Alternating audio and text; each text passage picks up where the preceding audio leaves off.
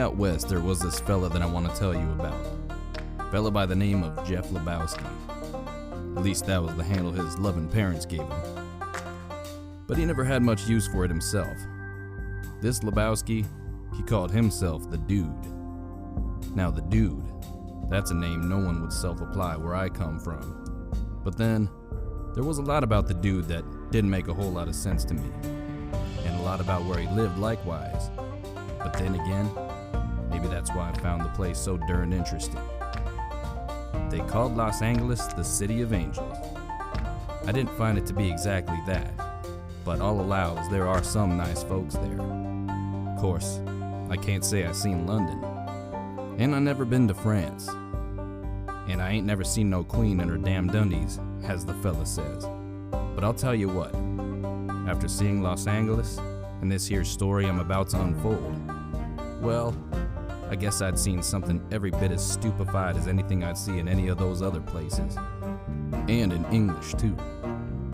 So I could die with a smile on my face without feeling like the good Lord gypped me. Now this here story I'm about to unfold took place in the early 90s, just about the time our conflict with Saddam and the Iraqis. I only mention it because sometimes there is a man. I won't say hero, because what's a hero? But sometimes there's a man. And I'm talking about the Dude here. Sometimes there's a man. Well, he's the man for his time and place. He fits right in there. And that's the Dude in Los Angeles.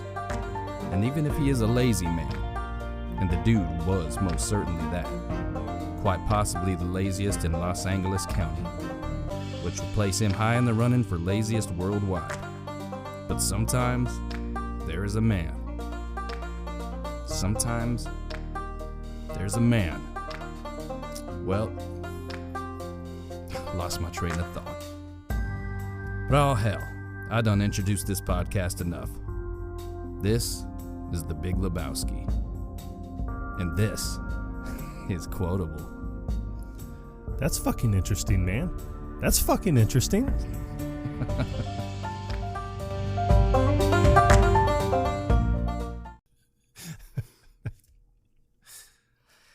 Here we are. We made it to episode 7. Yes, we did.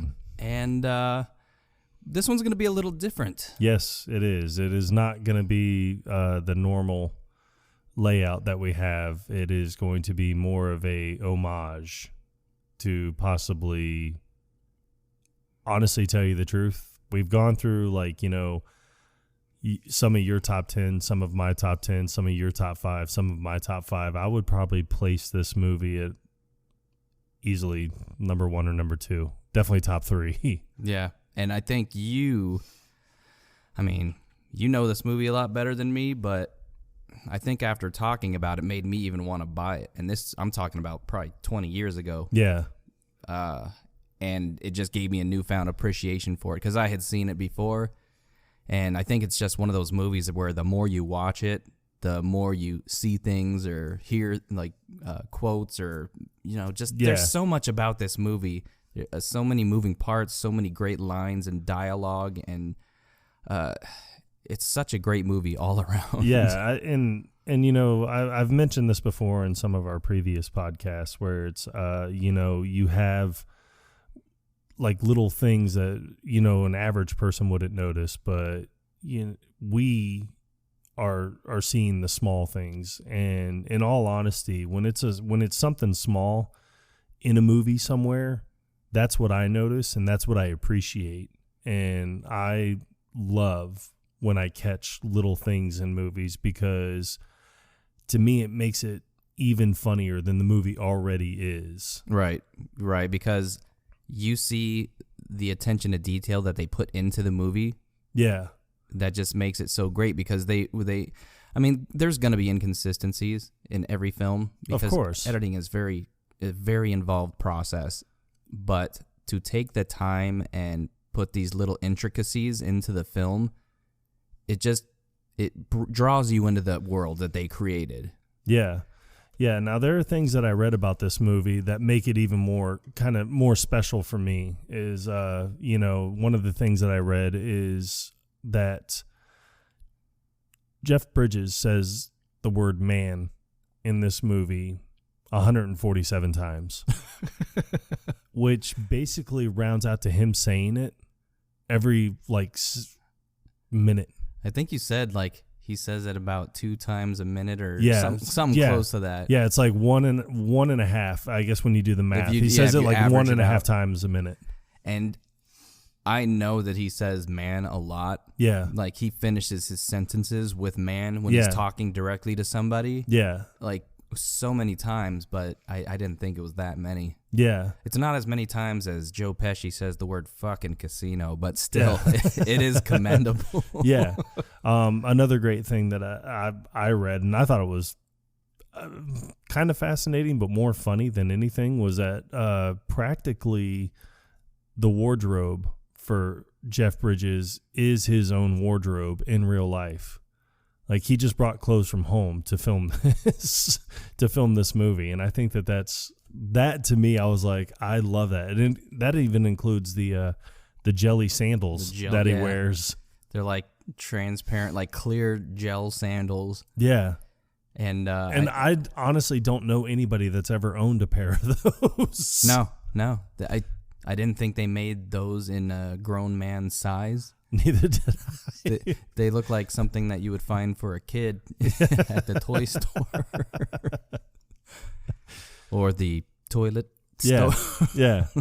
So, but I think that I honestly really believe that, Jeff Bridges, John Goodman, Steve Buscemi, John Turturro, Julianne Moore. I mean, everybody brought this movie. Don't forget the late Philip Seymour Hoffman. Yes. His character Brant in this movie was hysterical just because he played that brown nose, kiss ass, like I'm going to agree with everything that my boss says perfectly. And the interaction that he has with the dude. Yeah. Where he looks very uncomfortable, but he seems like he's wanting to control the situation. It was almost like a parent watching a child in a store. Like, right. Stop touching everything. Don't look at that. Like, just, oh my God. Yeah. And because he was standing like right next to him the whole time. He's like, don't touch that. Yeah. Don't touch that. And then even when he would comment on things, it was almost like a parent correcting a child. I do like that scene is great. And I mean, we'll get to that one in a few minutes. But I mean, the movie starts off phenomenally because you have, Jeff Bridges, the dude, and you have his introduction into the movie that is narrated by Sam Elliott, who makes an appearance in the movie too, a couple times. I mean, but his voice is an iconic voice. I can't do it justice. So no, I mean, well, nobody in the world could do it justice. I think Sam Elliott entered a Sam Elliott voice contest one time, probably came in third. We're going to make this a trend. We're going to say things about Sam Elliott that people would normally say about Chuck Norris. Yeah. Yeah. But it'll be Sam Elliotisms.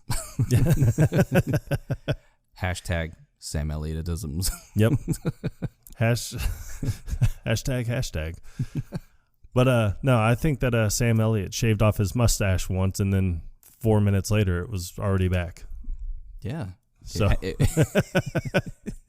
something's not right here. Exactly. No, but it starts off with him narrating into the introduction for the dude, and I love his narration.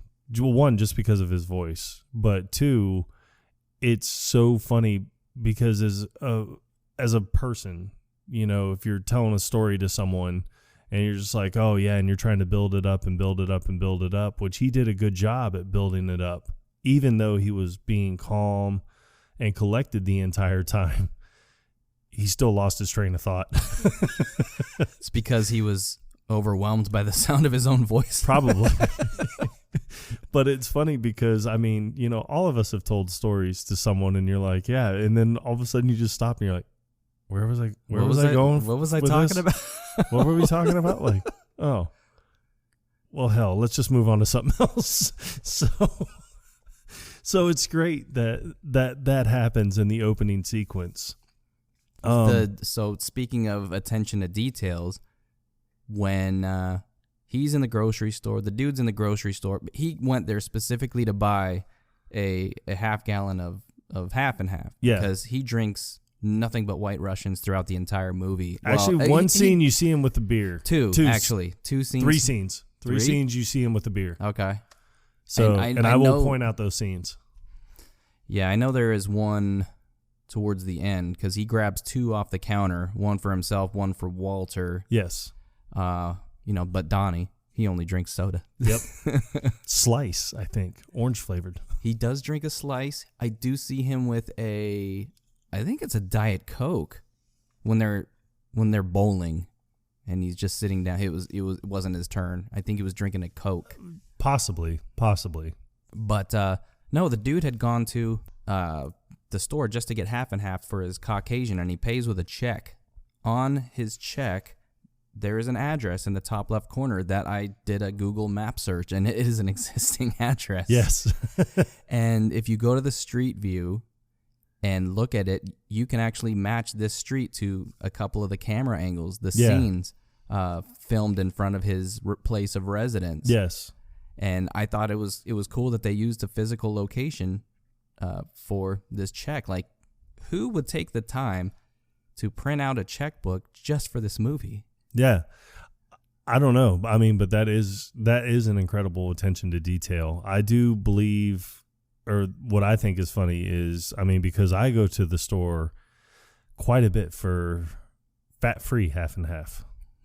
Because my, significant other, that's what she enjoys with her coffee. But it's not expensive. I pay roughly like $2 for a half gallon of half and half.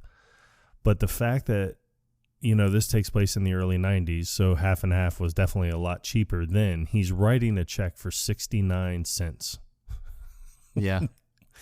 Which is just funny all in its own, because it took more money to print out that check. It did. And it probably took more money for them to go and cash it. Just seems like the cashier should have just been like, you know what, I got this. Don't worry. I'll pay for your half and half. But the one thing that you found was, on the check, he writes the date September 11th, 1991. Yes. But while he's writing this check, they have the news playing at the grocery store, and it's George Bush. Yes. Addressing, the whole Saddam, the war in Iraq situation, which actually took place in August. Yeah, well, that interview was August 5th of 1990. So in all essence, you come to the determination, now you really have to know, which I'm sure that if there is one listener in particular that's listening, he would know the date that came out, that interview happened. He would know that date. It was not in 91. Yes, it was not in 91. It was a year before, a little over a year before. It was August 5th, 1990, and he's dating the check for September 11th, 1991. So that's how broke he is, that he has to post-date a check for 69 cents. Well, A, looking at the clothes that he's wearing, and B, seeing his place that he lives in, you can tell he doesn't have a lot of money. And throughout the whole movie, you probably find yourself wondering what he does for a living, because you don't see him working. No, you never see him working. You see him drinking Caucasians and bowling. Yes. That's and smoking the occasional J. Yep. And right after that, he's getting back home, and I love that when he walks in, it's just one of those feelings I guess you get, because you walk in, it's all dark, he turns on the lights and just kind of feels like someone's in here. Mm-hmm. And someone, like, there are two guys waiting for him. But I mean, they did this the entire movie is phenomenal, but this scene has just such justice written all over it, because all it is just a classic case of mistaken identity. Yeah. So they think that they're looking for a guy named Jeffrey Lebowski, which that's what the dude's name is. So they run him into the bathroom, and they start giving him the swirlies where you just get your head shoved in the toilet. But that guy is so funny because at first you're like, okay, he's the muscle of the group because the other guy does nothing. Oh, and he doesn't do nothing. Well, not just yet. But, I mean, he's dunking his head in the toilet and he's like, where's the money, Lebowski? Where's the money, Lebowski? Where's the fucking money, shithead? Bunny said you're good for it. Yeah, and I just love Jeff Bridges because he's so nonchalant. He's just like, yeah, well, it's down there somewhere. Let me take another look. For somebody who has experienced a break-in, yes, a home invasion, yes, he's very calm about the whole situation. Yep. Most people would have been freaking the fuck out. They would have been like, "Who are you? Like, what do you want?" Yeah, and on the verge of tears probably, but he's just like whatever, man. Yeah, And that's his kind of attitude the whole movie. Like, I mean, he gets upset a couple times. Yeah. Rightfully so, but for the most part, his demeanor is just very calm, cool, and collected. Yeah. But it's funny because, he says, your wife owes money to Jackie Treehorn. That means you owe money to Jackie Treehorn. And that's when he's like, what? My wife? He's like, look at this fucking place. Do I look like I'm married? It's like, the toilet seat's up, for God's sakes. He's like, do you see a wedding ring on my hand? And he holds up his right hand. Yeah. Whereas most people wear their wedding band on their left hand. Maybe it was they reversed the film image. I don't know. Yeah. But that's when you see the other guy, Woo, who is the other henchman for Jackie Treehorn, just unzips his pants and starts to urinate on the dude's rug.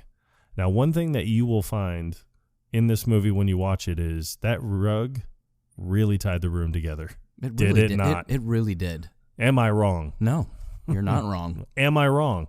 No. Yeah, thank you. No. Now, what's great is the muscle guys for Jackie Treehorn actually blame the dude for wasting their time.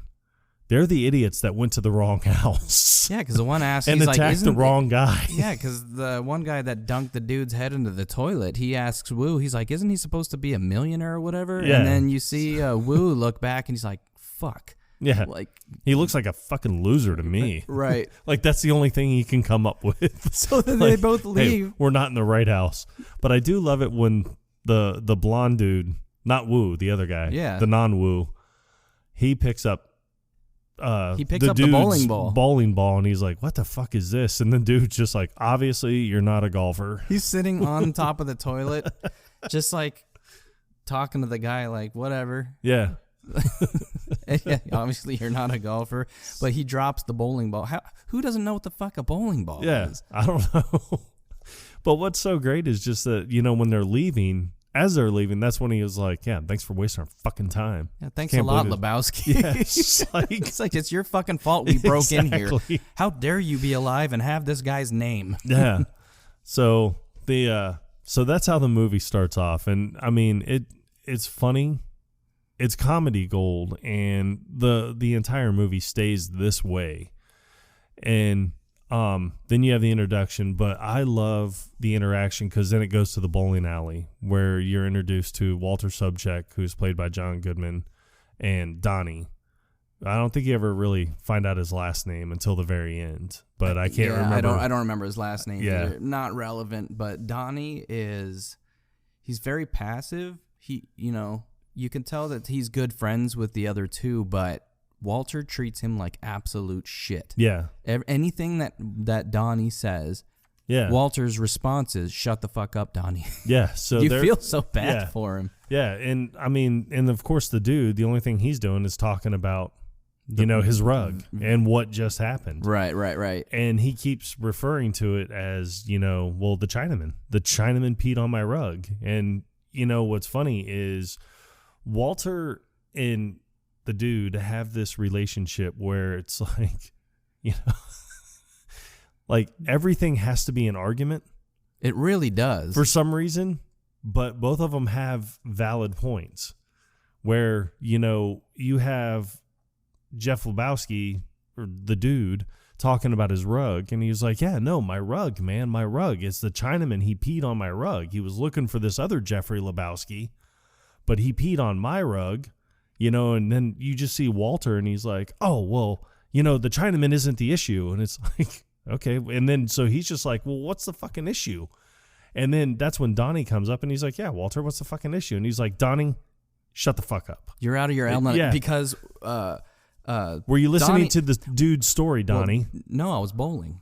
See, you're out of your element. You're like a child that's wandered into the middle of a movie.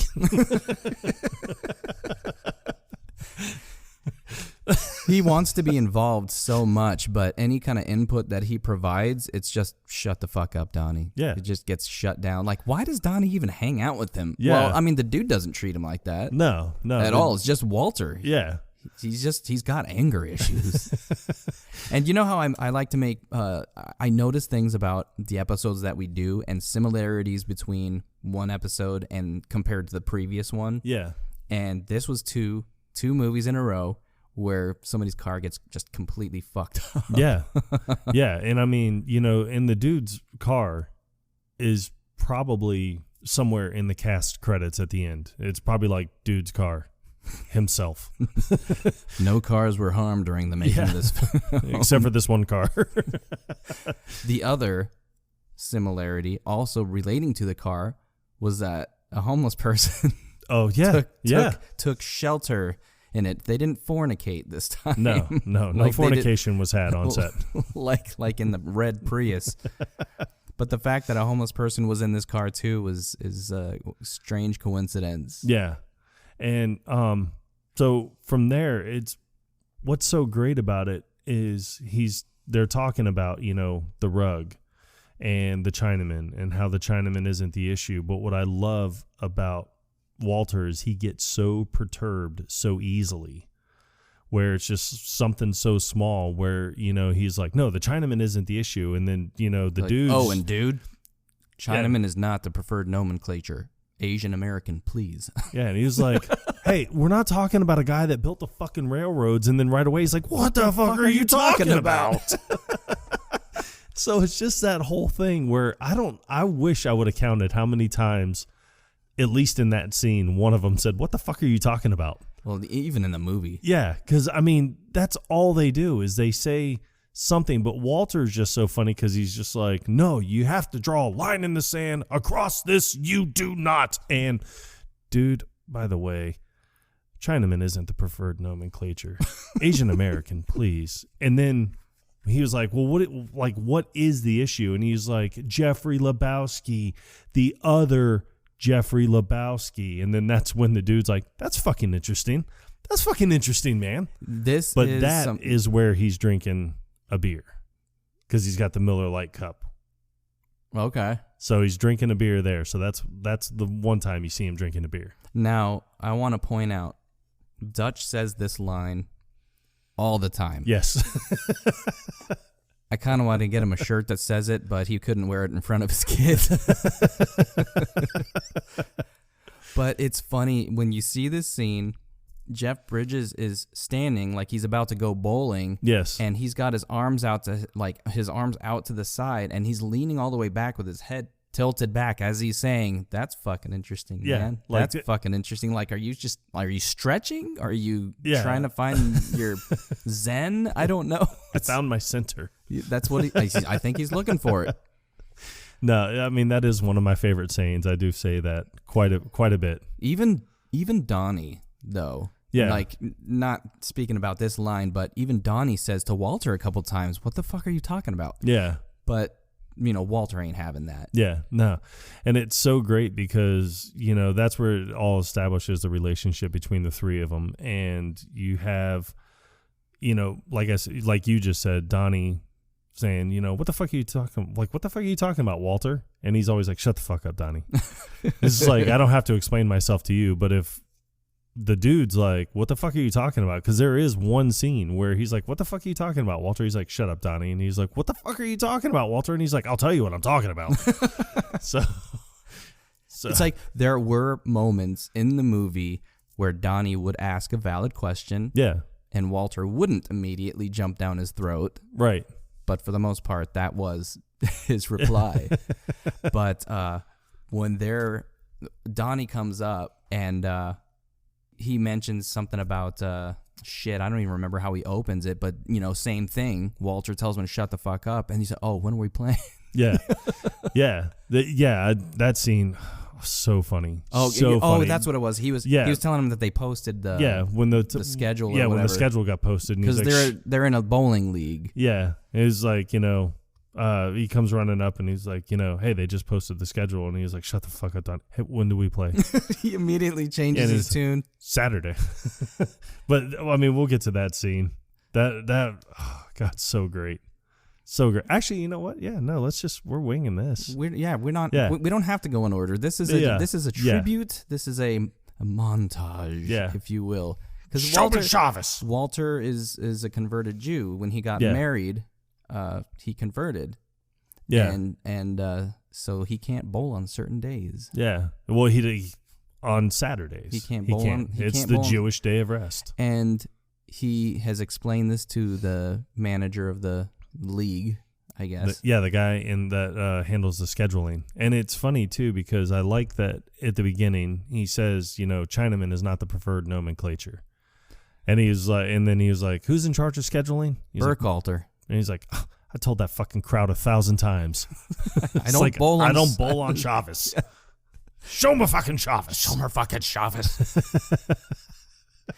Walter, he's just so angry. Yeah. Just all the time. Yeah, and I think Walter and Terry would probably get along. But what I also love about Walter is that he's a Vietnam veteran. So it's like if anything happens in the movie that wrongs someone else, will be like, I didn't watch my buddies die face down in the muck in Nam just so this whore could be gallivanting all around town. And then everyone always points him, the dude always points him out on it. He's like, there's no reference here. And he's like, well, I mean, there's kind of frame, could be pertained. It's like, no, there's no fucking reference to Vietnam at this point, just because this girl's whoring around.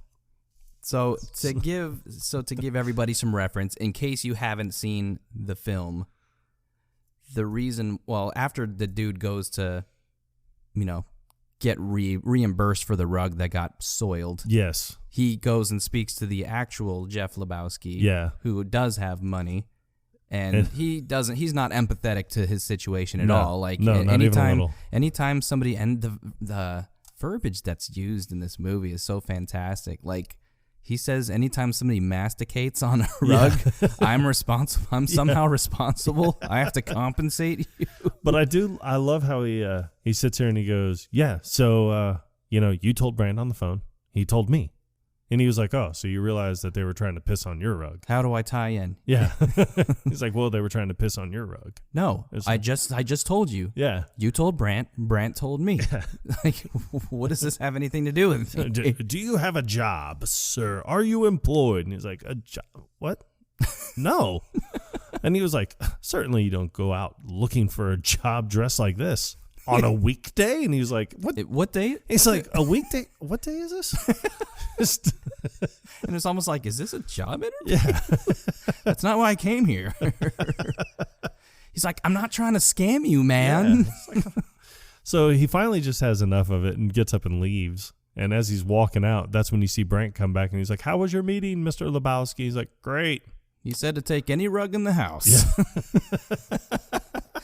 Which he said no such thing. Yep, no such thing at all. But he grabs like a Persian style rug. I love it when he's walking out too, and he's just like, he puts on his sunglasses, he stands up, he's like, well, fuck it. And then Jeffrey Lebowski, the millionaire Jeffrey Lebowski, is like, yes, fuck it. That's your answer for everything. Like, my condolences, the bum's lost. Yes, he has no tolerance, no patience for laziness. I do. I love the big Lebowski, the millionaire Lebowski, because of his little things that you hear him say. Yes, the invalid Lebowski. I love, because you hear the little things that he says throughout, like, the background of the movie, like when, Jeff Bridges, or the dude, has his rug back at his place and gets the phone call from Brant, and they're like, we need your help with something. So he goes to see the Big Lebowski and find out, this is a guy who he just met, and the guy did nothing but insult him to where he got up and left, and literally he stole a rug from him. And he didn't feel bad about that at all, because he feels like this is owed to him because of mistaken identity. Yeah, because the rug really tied the room together. It really did, dude. What tied the room together? The rug. Shut up, Donnie. You're out of your element. So Shomer fucking Shabbos.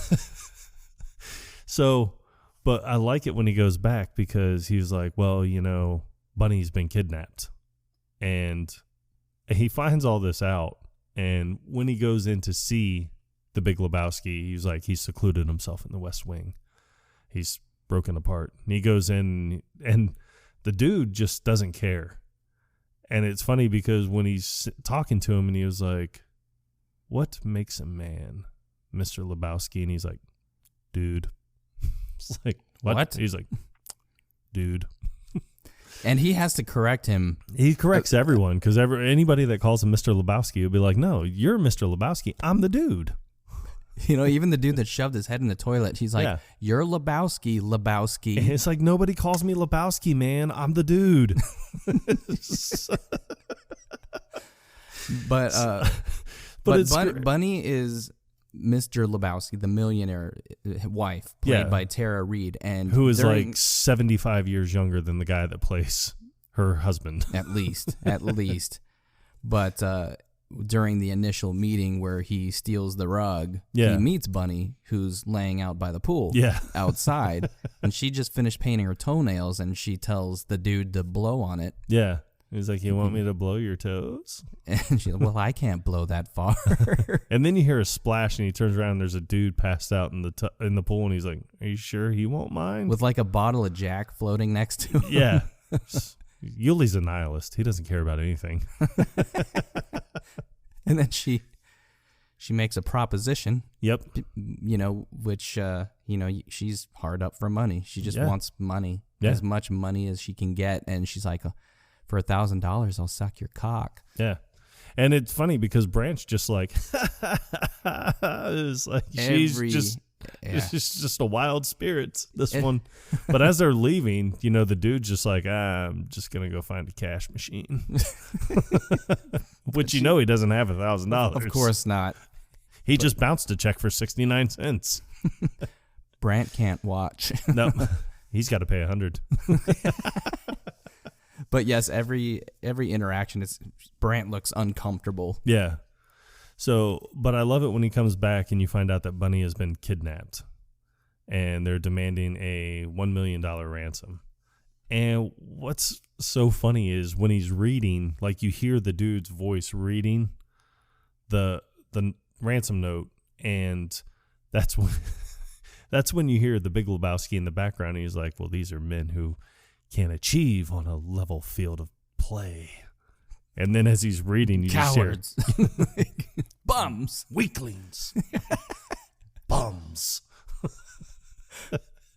But when he comes out, he was like, hey, he's like, well, we think that the people that, and that's when Brant tells him, we think that the people that may have soiled your rug are the ones that know where she, and you just see him, he's like, he thinks the carpet pissers did this. Yeah, because he's smoking a J. He asks Mr. Lebowski, mind if I burn a J? And he just does it. Yeah, it is like he doesn't wait for an answer. No, he never questions. Here's the funny thing. Strong men also cry. The ransom note that Brant is holding until the right moment where Mr. Lebowski mentions it on this fax. Yeah. How did a ransom note get faxed? Who faxed it? And if it was faxed by the bad guys, wouldn't they just be able to trace the fax number? See, that's what you would like to think. I do. I do like to think that. Do you think that? Yeah, I know. That's what I said. Would you say that? Because it's a ransom note where they took magazine clippings. Yeah. To put it all together. No funny stuff. We want $1 million in unmarked, unconsecutive bills. Yeah. No funny stuff. No funny stuff. So they hired the dude to make this ransom drop because if it is the carpet pissers, he could positively identify him. So he comes up with this whole thing, and that's when, they see him at bowling. And this time when they're bowling is an introduction to possibly one of the funniest characters in the entire movie. Oh, Jesus. John Turturro. Yeah, John Turturro's character, Jesus. What he's wearing is, it's like a skin-tight purple jumpsuit. well, his bowling partner, and this bothered me, watching this again. He's got a partner, but, you got Donnie, the dude, and Walter. Right. Is a trio. But you never see a third person that's on Jesus' team. Probably because Jesus is that good. But the one thing that you notice, okay, so Jesus and his partner, what was his name? Like Liam or something. Something like that. Lee or something. They're both wearing the same color. It's an L word. I think definitely an L word. It is L, right? I'm not making it up. Definitely an L word. But they appear to be matching at least. Yeah. So they look like a team somewhat. Right. Obviously, Liam's not going to be wearing those pants, though. But it goes to this whole sequence where John Turturro's stepping up to bowl. It shows a close-up of him, and he's wearing this, like, hairnet thing. It's almost like a do-rag, but it's a net instead of solid, like a nylon whatever or spandex material. Yeah. And it's tied in a knot in the back and hanging down. And the first time I saw this movie, I thought it was like a ponytail. I thought his hair was long. I always thought it was a ponytail. Until I see the close-up, and I'm like, oh, that's not his hair. Yeah. No shit. This whole time. But he's holding the ball up to his face, and you could tell that this is part of his routine. Like, a lot of bowlers have their routine before they actually start approaching the lane to throw the ball. And his routine is to hold the ball up to his face and, like, lick it with the bottom of his tongue. Yeah. You don't want to know where that ball's been. It makes you very uncomfortable to watch. But you hear instrumental music playing in the background, and it's actually the Spanish version of Hotel California. And he goes up, throws the ball, gets a strike, and then you hear the instrumental like getting louder, and then he starts doing this little dance thing, like his little celebration thing, and then he points to his partner, who points back at him, and his partner he's got a weird look on his face, not like a awesome, he's not smiling or anything. He points at him like serious look on his face. Like, wow. I think the serious look is more like you the man, you the man, because even right after that, that's when you see the dude and Walter sitting there with Donnie, and he was like, fucking Chicana can roll, man. And then that's when he was like, oh yeah, but he's a pederast. And it's funny because I think a family member of mine, my cousin, pointed this out, because I had never really paid attention to it before, but Walter's like, well, he's a pederast, dude. And he's just like, yeah. And then there's a pause, and he's like, oh, no, seriously. He got arrested, did some time for exposing himself to an 8-year-old, dude. Well, Donnie, after he says it, Donnie's like, what's a pederast, Walter? Shut the fuck up, Donnie. But what's great is he says, he was like, oh, yeah, no. He did 6 months or something. Yeah, he did 6 months in Chino for exposing himself to an 8-year-old. And my cousin pointed out how the dude responds. He's like, like, he was like, yeah, no, after he got out, he had to go door to door and let everyone know that he was a sex offender. And when it shows him walking from door to door, he's got like a semi-hard on in his pants, knocks on the door, and like this huge, dirty, greasy biker guy answers. He looks like a mechanic, I think. Yeah. Because it looks like he's wearing a mechanic's shirt. I can get you a mechanic shirt. I can get you a mechanic shirt by 3 o'clock. Grease and everything. Yeah, grease and everything. Fucking amateurs. But it's it's funny because when you see this flashback of him going door to door, he looks scared. He looks embarrassed. Totally different personality than when you see him at the bowling alley. He's cocky. He's just totally arrogant. Like he's the hottest thing since sliced bread. Yeah. If you think sliced bread is hot. I don't know. But when the guy answers the door, that's when you see like the look of nervousness. Like, oh, I got to tell this guy. Like, shit. Yeah. Son of a bitch. Shit. But I do. I also like the scene where Walter, whenever he comes into any scene, just about, it's always something to remember. Because I like that when he's running 20 minutes late and they're already bowling and they're bowling against the one team. And now if you look at that scene, there's like 8 guys on that team against the 3 guys. You got Walter, Donnie, and the dude. This is not a sanctioned event. Yeah. There is no organization to this league at all. But I love Walter's introduction into that scene because, and Donnie, whenever he rolls, like he always gets a strike and it'll always be something like, woo, oh, I'm throwing rocks tonight. Yeah, it seems like every time they cut to the 3 of them at the bowling alley, it's Donnie up bowling. And he's always like throwing a strike. Mm-hmm. Like, I'm throwing rocks tonight. You guys are dead in the water. But then when Walter comes up, he's like, all right, Donnie, way to go. And he just comes walking up. It's just like, what? And then the dude's like, what the fuck, man? You're running 20 minutes late. He's like, sorry, I had to get the dog ready and bring him here. But I love when he's talking about, he's like, you bought a fucking Pomeranian bowling? He's like, I didn't bring it bowling, dude. I'm not renting it fucking shoes. I'm not buying it a beer. Fucking beer. It's not taking your fucking turn. But that's the scene when he pulls out his gun and puts it in Smokey's face because you see him telling this story to the dude and he just glances over and he's like, over the line. And then Smokey's like, what? It's like, sorry, Smokey. You're over the line. Market 0. Next frame. And he's a very, very calm, I think he's Native American dude with like long, like silver hair. Well, he's a pacifist. He comes over and he's like I wasn't over the line. He's like telling him to mark it at 8. Yeah. It's like, fuck it, man. Mark at 8, dude. It's like, oh, come on, man. It's Smokey. So his toe slipped over a little. Big deal. And he was like, oh, I'm sorry. He's like, but there are rules. And I like, well, because Walter tells me, he's like, Smokey, this isn't Nam. This is bowling. There are rules. Any opportunity Walter has to inject Nam into it. I know. It's like, get over it, man. I didn't watch my buddies die face down in the muck and Nam so you could mark it 8. Shut the fuck up, Walter. It does get irritating, and at one point, the dude calls him out. Yeah. Well, it's funny because he pulls out a gun and puts it in Smokey's face and tells him, he's like, you're entering a world of pain. If you mark at 8, you're entering a world of pain. He's like, I wasn't over the line. Yeah. He's like, if I was over the line, I'd mark at 0, but I wasn't over the line. Yeah. He's like, a world of pain. Yeah. And he points the gun in his face. And he's like, am I the only one that's gone?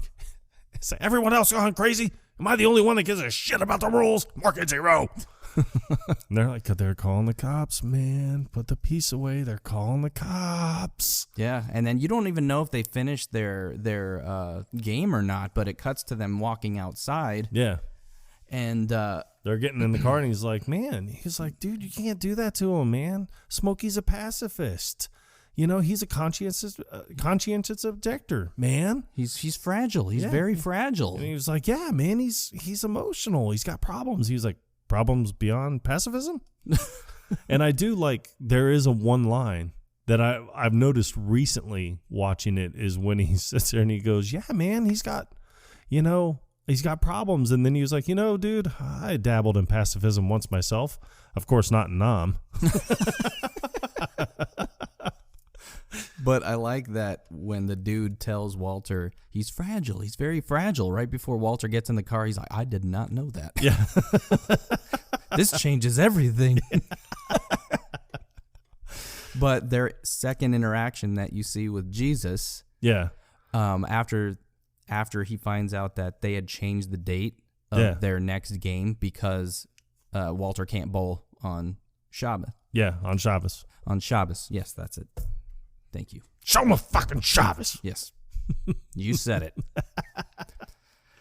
But it shows Jesus bowling or whatever, and then the three of them, Donnie, the dude, and Walter, just looking over at him. And then as he's approaching, they're just like, one of them, I think Walter says Jesus. Or who says Jesus? Was it the dude? Well, that's the scene when he comes over and he was like, hey, he's like, we're gonna fuck you up when we play against you. And he's like, yeah, and he goes, and if you try any of that pinko shit where you fucking take a piece out on the lane, I'll take it away from you and I'll shove it up your ass and pull the trigger until it goes click.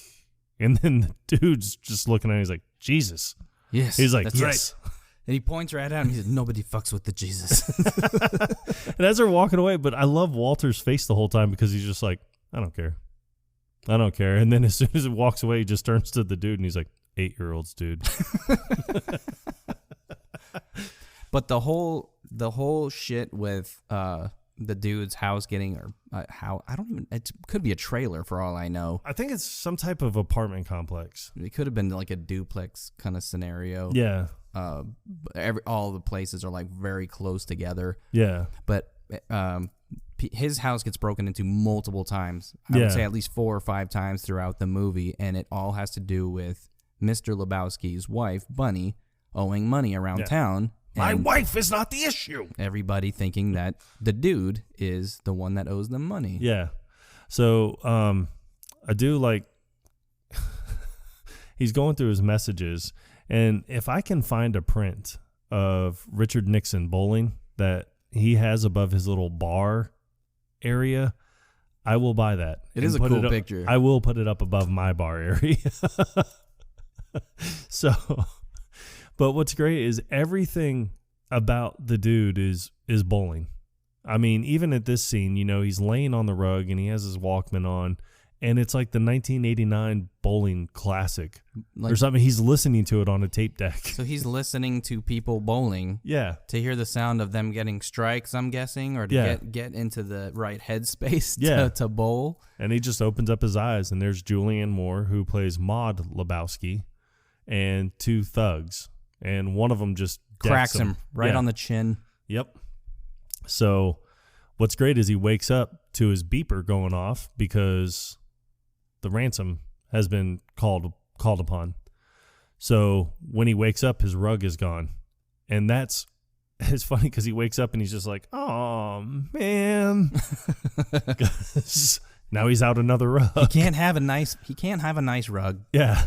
And that one was definitely a step up from the other. Yes. Now when he goes to the mansion to get the money and stuff, they're like, oh yeah, no, they called about 80 minutes ago. And I love the way that he said that. It's not like an hour and a half or anything like that. Like he's like, oh yeah, no, they called about 80 minutes ago. Let's be specific. Yeah. He was like, yeah, they told you to drive west until they call you on this phone. He's like, and then you have to be alone. He's like, they were very adamant about that, or I'd go with you. I was being honest with you. So what's great is he gets all this. Now, I love when he's handing him the phone. He's like, her life is in your hands. He's like, oh, come on, don't say that. Life is in your hands, nope, dude. Her life is in your hands, dude. He's like, Mr. Lebowski was very clear on me telling you that. So he goes and he has to pick up Walter because I guess he told Walter about it and Walter wants to go. Well, and I mean, the dude probably doesn't want to do it alone either. Yeah. Although it probably would have went a lot more smoothly. Yeah. I would like to know how this movie would have played out, because I don't know if you really know if the suitcase was a ringer or not. Yeah. I kind of imagine that it was. I think it was. I mean, based on the end. It does do a cutscene where it shows him filling the suitcase with phone books. Yeah. But I don't know if that's just like, this could have been what happened, or this is what actually happened. But then even right after that, right after what you're talking about, he was like, yeah, he goes, no, you handed me a ringer. And then that's when you got your story, I've got mine. Yeah, you've got your story and I've got mine. So that tells me that he was up to something dirty. That's dirty pool, old boy. Yeah. I think I think that could have, you threw out the ringer for a ringer. Yeah. So what I think is great is when he's getting when Walter's getting in the car, he's like, take the ringer, dude. And just like, ringer? Like, what the hell are you talking about? So he's got the bag and he's scooting over and he has another package in his hand and just sets it down. And he's like, "Oh yeah," but it's like a brown, almost like a satchel thing, filled with dirty laundry. Yeah. Well, it's so great how he delivers the line though, because he's like, "What's in here?" And he was like, "My laundry, dude. My dirty laundry." He's like, "The whites." It's like, well, why the fuck? Why the fuck do you have a bag with your dirty undies? He's like, "Yeah, we're gonna give this to him, and we're gonna keep the $1 million." But he keeps referring to it as we, and he's like, "What's this we stuff, man?" So the phone rings. And he's got this satellite phone on him that Mr. Lebowski gave to him. Yeah. So the kidnappers can contact him. Yeah. Now what's great is when it rings, he answers. He's like, "Dude, here." And they're like, "What? Who is this?" And he was like, "It's the dude. I'm the bag man. It's like, "Where do you want us to go?" And he's like, "Us?" And he's like, "Shit, fuck, man." Yeah, us, I mean, I'm not handling the money and talking on the phone and driving the car. And then they hang up on him. And he's like, "Fuck, man, you fucked it up. We fucked it up." But because the reason it got fucked up was because when he's talking to him, Walter just yells over, "Dude, are you fucking this up?" "Who the fuck is that?" He's like, "It's the driver, man." And then click. He's like, "You fucked it up, man. Her life was in our hands." But then Walter's like, "Are you fucking this up?" Yeah, it's like, "Nothing is fucked here, dude. Nothing is fucked. Everything's fine. You're being very undude." But I love it because the phone rings again, and he was like, you see, I guess he's kind of seeing like out of the peripheral, like, okay, he's going to answer because he's like, "Yes, you're just dealing with a bunch of fucking amateurs." And he's not answering. He's like, "No, don't say shit when I'm doing business." He says, "Peep." Remember? Yeah. I pointed this out yesterday. Yeah, it's like, don't say peep while I'm doing business. And then as soon as he picks up the phone, Walter's fucking amateurs. Fucking amateurs. He's like, "Damn it, man. You had one job, not saying peep." Yep. And you fucking said peep. Dude here. All right, we go ahead with plan. No funny stuff. He's like, "We see you approaching wooden bridge. Yeah. You'll throw money out the driver's side window." Yeah, and I like how they're arguing the whole time, too, back and forth between each other, because they're like, "No, we're not fucking around, man. We're not fucking around. We're doing this." And he was like, "Nope, give me the ringer." As they're approaching the bridge, it's this really tense moment between the two of them because the dude wants to throw the actual briefcase. Well, I do like what the dude, or what Walter told the dude. He was like, "Well, how do we get her back?" And he was like, "Oh, this is the great part. When we do the handoff, I grab one of them and beat it out of him." And he's like, "What? What's this fucking crazy, man? Like, we can't." And then when he gets a phone call, he's like, "You approach wooden bridge, you throw bag out of window over bridge." And then when he tells Walter, he was like, "Where's the handoff?" And he was like, "There is no fucking handoff." He was like, "When we come up to the wooden bridge, we got to throw it out the window." And Walter's that just fucks like, up our plan. Yeah, Walter's like, No, that fucks up our plan. We can't do that." So then you find out they do it. They do it that way. But Walter is, he says, slow down the car to 15 miles an hour. I'm going to roll out and double back, and I'm going to grab one of them and beat it out of him. Hand me the Uzi. And he's like, "What, an Uzi?" And he's like, "You didn't think I was rolling out of here naked, did you?" So they throw the ringer over the side of the bridge after Walter rolls out of the car, and then as the Uzi hits the street, it starts spinning and starts shooting at the car, which would never happen. Yeah, and then the dude drives into a telephone pole, which is not the only time he got into a car accident. Exactly. Which could have been avoided. Yeah. So he's trying to run back and catch up with them to let them know, like, "Hey, I still have the money. I still have the money." He comes running out of the car holding the suitcase up in the air. "We have the money." In his jellies. Oh, yeah. So you just see Walter and he's like, "Fuck it, dude. Let's go bowling." Like, that's his answer for everything. So the dude's just sitting there with this phone sitting on his lap. The phone's ringing. It's just ringing off the hook, and he has no intention of picking it up. No intention at all. So he goes, he gets up, he gets up and he's like, I can't believe this, and he's trying to tell Walter, he's like, what are we going to do? And then Walter's like, I don't know. What exactly is the problem here? He's just like, yeah, he's like, no, we didn't give them the money. They didn't get the fucking money, man.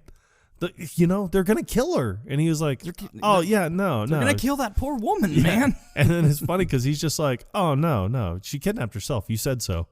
He's like, no, I said I thought she kidnapped herself, man. He's like, no, I can't. No. He's like, they didn't get the money. They're going to kill her, man. And that's all they keep saying is they're going to kill her. They didn't get the money. And he's just like, oh, yeah, no. Sooner or later, she'll get tired of her little game and she'll just come home. It's like, yeah, it's fine. So the back and forth is great. He just gets up to leave, but that's when they have the argument about Burkhalter. Because that's when Donnie comes running up and he was like, Donnie he was like, hey, up. they just posted the schedule. And he's like, shut the fuck up, Donnie. Really? When do we play? He's like, Saturday. He's like, what? He's like, no, we can't. They have to reschedule it. And he's like, well, it's already posted. And he's like, well, they can fucking unpost it. He's like, all right, who's in charge of scheduling? He's like, Burkhalter. It's like, I told that fucking crowd 1,000 times. So he gets up and he keeps saying like, Shomer fucking Chavez. And he's just sitting there like angrily. And the dude's like, what are we going to? He's like, Shomer fucking Chavez. He's like, that's it. I'm out of here. And then that's when he mouths to Donnie. He's like, oh, he's being such a fucking baby. Yeah. But I like he goes to see Maud. And when he goes into her place, I don't know if this is a studio or an apartment or what, but he goes down this long, dark hallway. Yeah. And he's just walking forward. You can't tell, you don't see anybody else in there. And then as he gets closer to what looks like a canvas, laying on the ground, all of a sudden you see two people holding ropes, and he looks up and you see Julianne Moore, who's on this harness, being pulled across this track, fully naked. Yeah. And she's got paintbrushes in both of her hands. She's just splashing paint. Yeah. Gets on the dude's face, and that's her art. Yeah. So, but does the female form offend you? And he's, oh, is that what this is? She's like, yeah, it's just the mere word vagina makes some men very uncomfortable. And he's like, oh yeah. And then she's like, yeah, or a man will just refer to his dick or his rod or his Johnson. Johnson? But when she asks him that, I thought it was because she was naked before. Yeah. Well, I mean, she puts on a robe before she starts talking to him, but then his mind goes immediately to the painting that's on the ground in front of him. Yeah, because it doesn't matter what's going on around him. He's still the same guy. Right. So, But you find out that Maud is the daughter of Mr. Lebowski. Yes, the Big Lebowski, the millionaire Lebowski. Yes. And she's the one that took the rug because it was not his to give. Yeah. Or to, because it was a gift from her to her late mother. So it wasn't his rug to give away.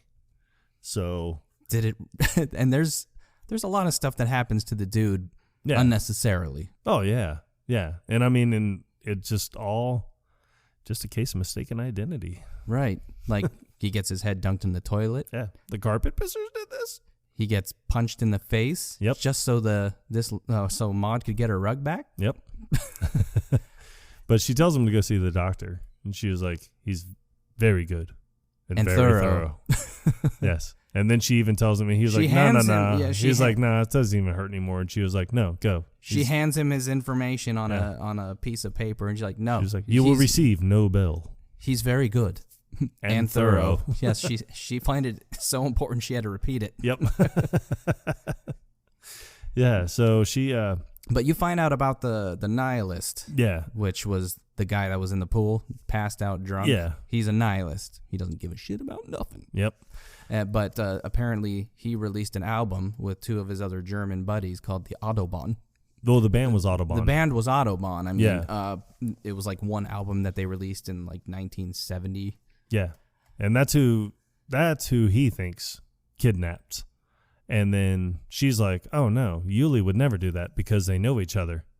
And then she even points out, she's like, I may have introduced him. Who knows? So I think from there, she was kind of like, I mean, she plays the part of, there's no way that my stepmother, who's half my age, has been kidnapped. Like, there's no way at all. Like, and the dude is like, he bounces back and forth. Like, man, she was kidnapped. And then it'll be like, well, she probably kidnapped herself. Be like, no, she was kidnapped. Well, maybe not. Make up your fucking mind, Yeah, dude. So, but he's going to where all the evidence is. She is, oh no, she's safe somewhere. Like no one knows where she is. Yeah, that's true, but she's definitely not kidnapped. Yeah, but I think this conversation happens the second time that they see each other because she's got that friend. I can't remember the actor's name, but sitting in the chair. David Lewis.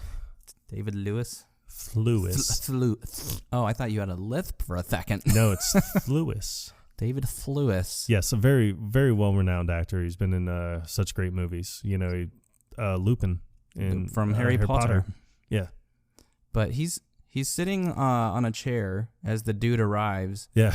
To her apartment, and he's reading a magazine, and she's just giggling. Yeah. Just at every little thing. You don't know if he's giggling at the dude or if he's giggling at something that's in the magazine.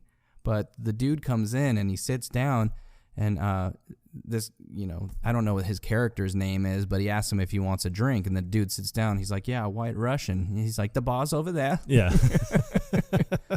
So the dude, he's like irritated, like, I have to get up and make it myself. Yeah. He makes a White Russian using powdered coffee creamer, which I can only imagine. Well, you don't like White Russians, but that was a very bad night. But to have one made with powdered coffee creamer has got to be just vile. Yeah, that does not sound like the bee's knees. No, not even close. No, the whole interaction with the dude when it comes to anybody is hysterical, but this one is by far the funniest just because of the fact that, he's like, what do you do? And he was like, well, who the fuck are you, man? Mm-hmm. And then he starts laughing. He was like, what do you do? And then he laughs even more. And then that's when Julianne Moore comes in, and she's, oh, well, my atrocious stepmother did not kidnap herself. And then the phone rings, and the guy answers, and he is like, oh, it's Brittany about Bernardi. And she's like, oh, I have to take this. But then she gets on and starts speaking in French or Italian. I think it's French. And then they all start laughing. But his laugh is so annoying. But they just keep laughing, and they'd look away, but then look at the dude, and then look away, and then look at the dude. And he's just sitting there like, what? Once again, you still can't tell if they're laughing at the dude or not. Yeah. But yeah, his laugh is just this high-pitched, very pretentious sounding. So bad. It is so bad. But then somehow Maude knows that the dude hasn't gone to see the doctor, and you find out later on that she doesn't want him to see the doctor for his jaw. It's for other reasons. And I think it's probably just because she picked up on the fact that he's a slacker and he can be easily manipulated. Yeah. So she's like, you should go see the doctor. And eventually he does. And it's funny when he goes to the doctor because he's wearing headphones. Yeah. And I've never seen that before. No. like you wouldn't. I wear headphones a lot of places. The doctor's but I will office not wear them one. at a doctor's office. He might have something important to tell you. Exactly. And you're not going to want to miss this. So he's sitting. I told the guy 3 times he had 3 minutes to live. He just sat there. He eventually just died. Yeah. Weird. But no, he's sitting on the table with the headphones on. You see the doctor come around, take one of the headphones off on his right side so he can look into his ear. And then he tells the dude to take his pants down. It's like, no. She hit me right here on the lip. He's like, I understand that. Yeah. Please take your pants down.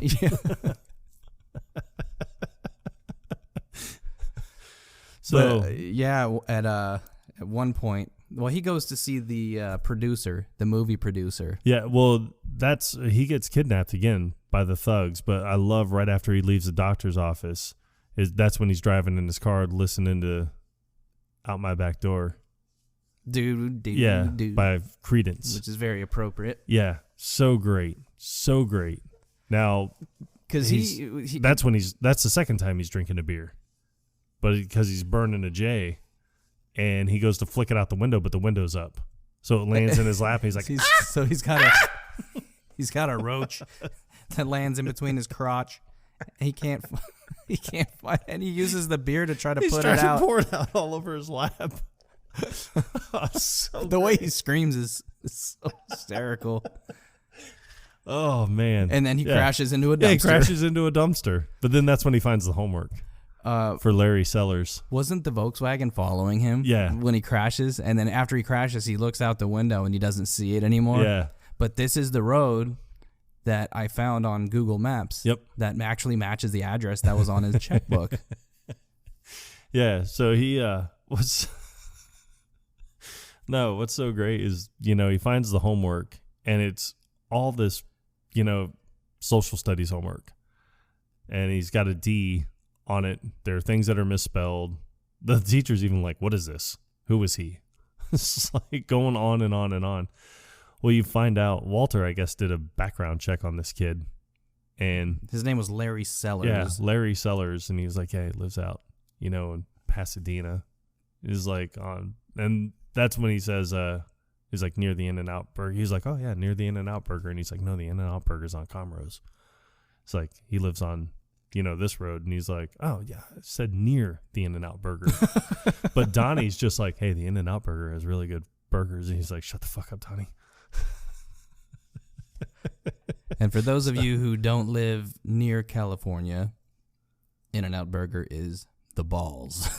I've never had an In-N-Out Burger because I've never been to California. Not the fries, the burgers. Okay. I mean, their fries are decent if you get them, because you can get the fries animal style. Yeah. So they'll put, grilled onions and their special sauce on top of it. Or you can get, like cheese. I think you can get them with cheese. So, nacho fries almost. Man, that's fucking interesting, man. I know, right? That's fucking interesting. But no, something about their burgers, because they're made to order. You actually see the people in the back grilling. Grilling the burgers. I've heard that there's a dark menu. Huh? For In-N-Out. There's some things on the menu that aren't on the menu, if you know what I mean. Yeah, I mean, getting a burger animal style, it's not on the menu, but it's very well known by most people. And they add grilled onions. What they do is they'll put mustard on the burger before they throw it on the grill, and it adds kind of like a crust to the burger patty and an interesting flavor to it. You can also get a burger protein style. So instead of a bun, they use just lettuce. So they wrap the burger patties and everything, all the condiments, inside of lettuce, like a lettuce wrapped burger. That's interesting, man. That's fucking interesting. You could get a Flying Dutchman, which it's pretty much just two burger patties with the cheese and stuff melted in between it. Yeah. And I ordered that by accident one time, and no, I'd rather just have the regular burger.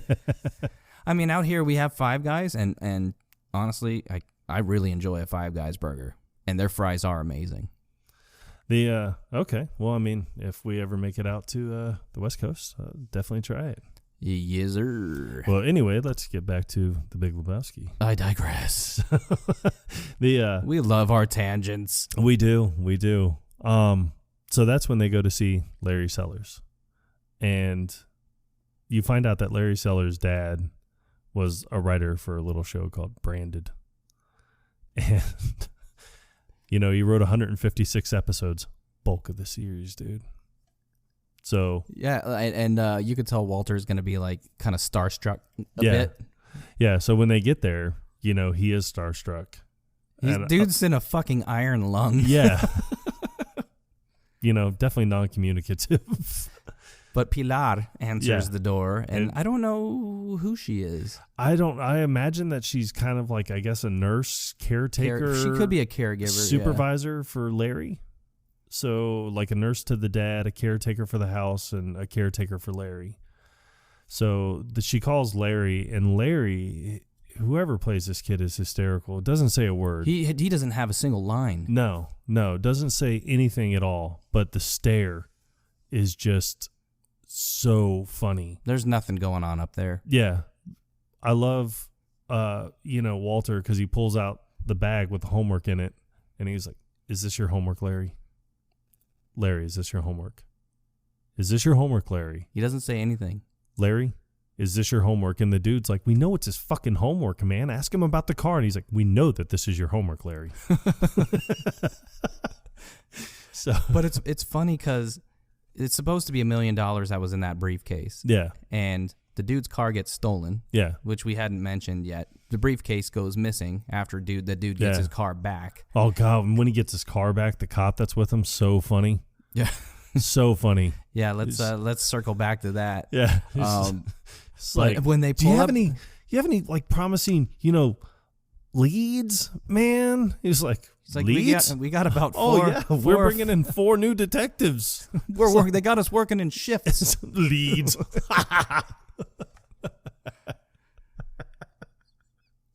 All right, we don't have to circle back now. Yeah. So great. When they pull up to the house, they see a red sports car. I don't know what it is. It's a Corvette. I'm not a car guy.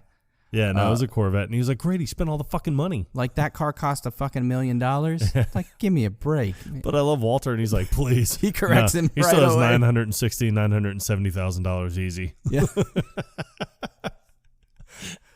They confront the kid, and the kid's not answering. He's not admitting to anything. He's not saying a fucking word. Walter gets pissed, and he storms out of the house. Well, I love it because when he stands up, he was like, "Oh yeah, Larry." He's like, "This is what happens when you fuck a stranger in the ass, Larry."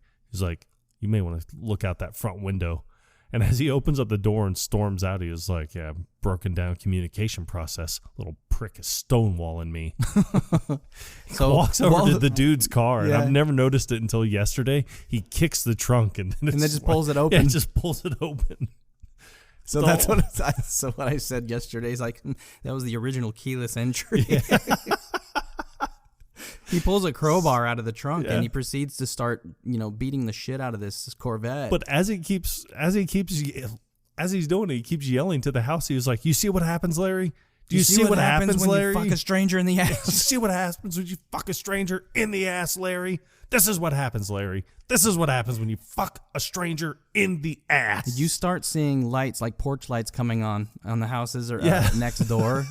And then you see this big dude who looks like he was probably half asleep. He comes running out. And it looks like he came from running from down the corner. So I wonder why his car was parked in front of Larry's house. It makes no sense where his car was parked. Exactly. I don't think any of the houses on this street had driveways, which there are many streets in California that don't. Yeah, but there weren't a lot of cars on the street. So it's like, he could have parked it still in front of his house. Park in front of your own goddamn house, man. Yeah.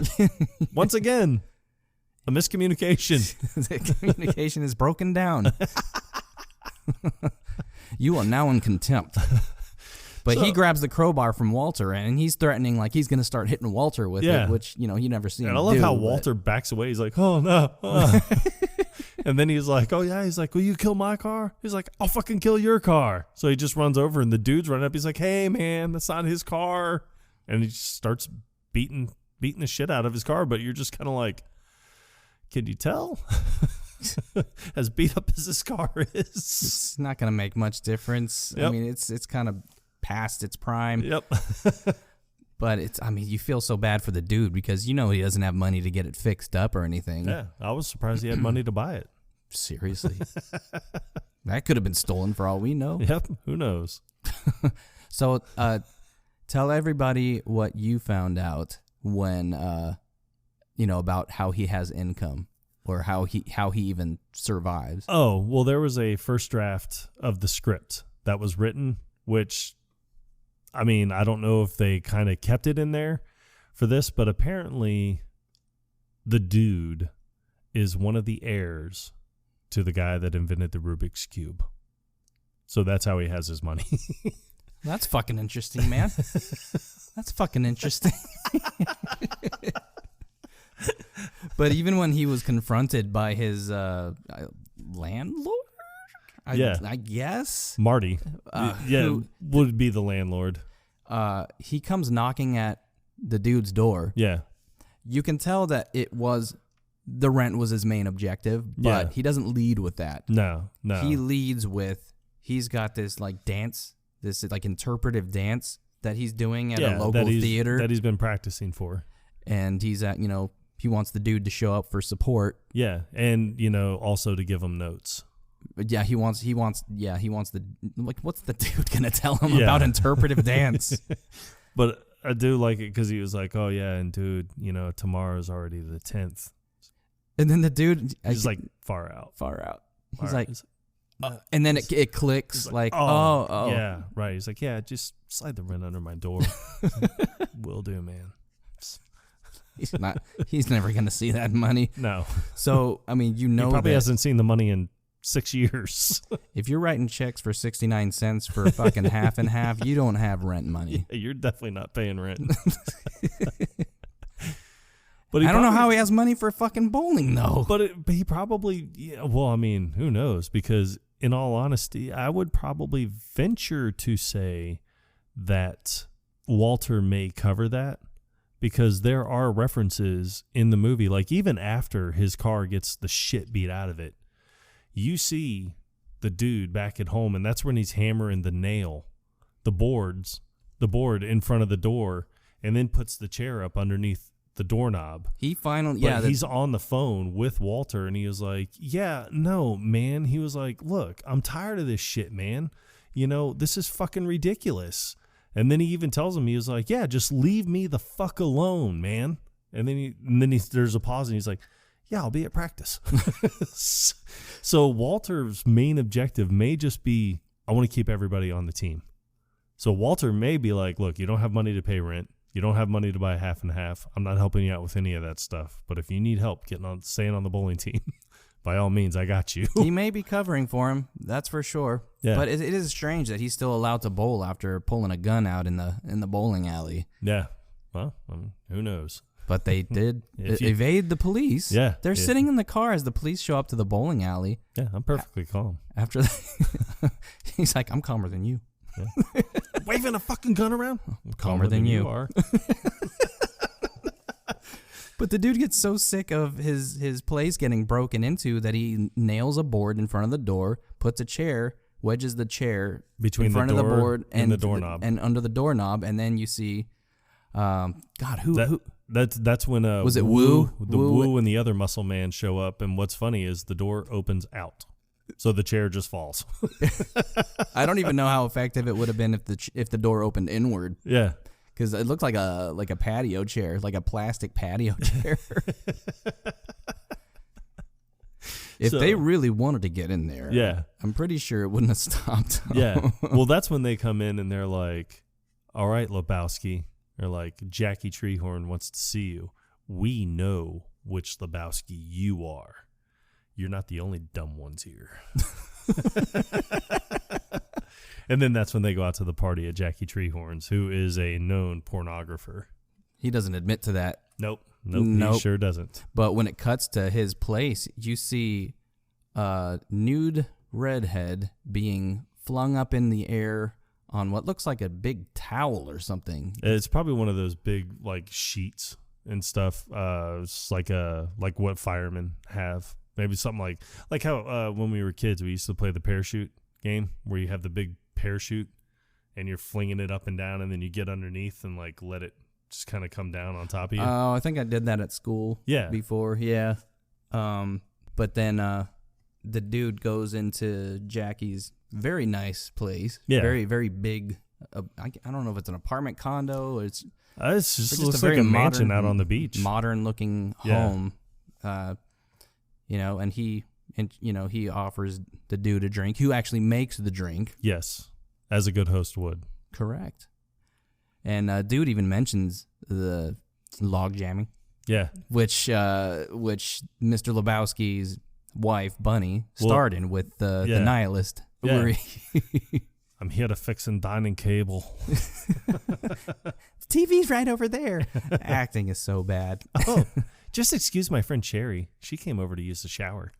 Hers is broken. Because when he was at Maud's house, she puts it on. Yeah. And she's talking shit about it. Yeah, and she was like, the story is ludicrous. You can imagine where it goes from there. And then the dude is like, he fixes the cable?